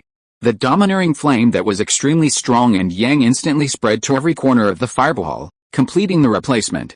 Then a roar like a cow's mooing came from the center of the fireball, and the fireball began to deform violently. In full view of everyone, a golden red dragon head with 2 horns on its head gradually emerged from the flames. The dragon head was about 10 feet long, with distinct scales, a pair of forked dragon horns pointing straight to the sky, 2 golden red dragon whiskers swaying in the wind, and a pair of red dragon eyes that seemed to have divine light flowing, making people dare not look at it. Ang! The dragon head poked out of the fireball and roared in the direction of Fan Xianhu. The roar shook the sky, and even the air was distorted and fluctuated. Fan Xianhu, who was the first to bear the brunt, felt a wave of scorching air coming at him, as if he was in a volcanic furnace. The next moment, the red dragon head suddenly raised its head, set off a whistling sound, and rushed into the sky from the fireball with a trail of afterimages. Fan Xianhu's face suddenly changed. This kind of power was more than 1 level higher than the power of the Red Sea Dragon Flame he had used before. The difference between the two was simply heaven and earth. Flame creature. How is it possible? At this moment, not only him, but even Zhang Jiqiao and the other 4 people in the high-rise building were shocked by the scene, and even their bodies leaned out of the railings, but no one noticed. Looking at his aura, he is only at the foundation building stage. How can he become a fire creature that even we can't do? The head of the family surnamed Peng besides Zhang Jiqiao looked at Luya in shock. Could it be that he is not at the foundation building stage at all, but has a breath-retaining treasure that hides his aura in a foundation building stage? The beautiful woman in the ink-washed Chong Sam said immediately. Yes, it must be like this. The head of the Peng family slapped the wooden railing in front of him heavily, with a playful smile on his face. I'm afraid that Fan Leoga will fall this time. He originally wanted to pick a soft persimmon, but he didn't expect to kick the iron plate directly. This time it's going to be a good show. Peng's family also does the medicinal materials business, and they usually have many frictions with Fan's family. Seeing Fan Leoga, the enemy, being defeated, he was so happy. Luya looked at the fire dragon that stretched its body in the air. The next moment, his mind moved slightly, and the fire dragon suddenly turned around and turned into a red afterimage and pounced on Fan Xianhu. Almost in the blink of an eye, the fire dragon had already pounced in front of Fan Xianhu. The moment the giant flame dragon pounced, Fan Xianhu's heart skipped a beat. Flame creature, you are not a foundation-building cultivator at all. As he spoke, He retreated violently, trying his best to block the green flame cauldron in front of him. But it was too late. As the giant flame dragon pounced on him, its four thick dragon claws clasped the wall of the green flame cauldron like steel bars, and the huge dragon head rushed towards Fan Xianhu. A roar suddenly arose, and the protective spiritual light on Fan Xianhu's body surface shook violently.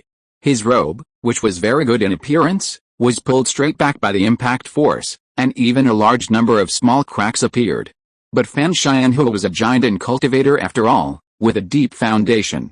He activated an unknown talisman in his hand, and the next moment his body was wrapped in a thick layer of spiritual light shield. At the moment the spiritual light shield was formed, the surging golden red flames bombarded the spiritual light shield without stopping, and his body was forcibly blasted back several feet away. When the flames dissipated, Fan Xianhu spat out a mouthful of blood, and his alchemist robe was torn in half, hanging on his body in a mess. He looked up at Liu Yang, with unprecedented fear in his eyes. Liu Yang looked at him and clenched his hand again.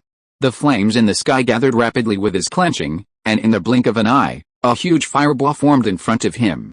Fan Xianhu's face changed drastically, and he turned around and was about to fly back. As he retreated, he shouted loudly, "Stop, let's talk it over, let's talk it over." Liu Yang sneered.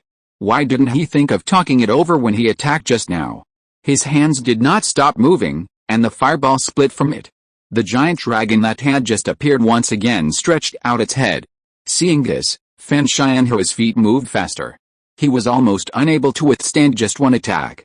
If he was attacked again, he would be seriously injured if not dead. But he was fast, and Liu Yang was even faster.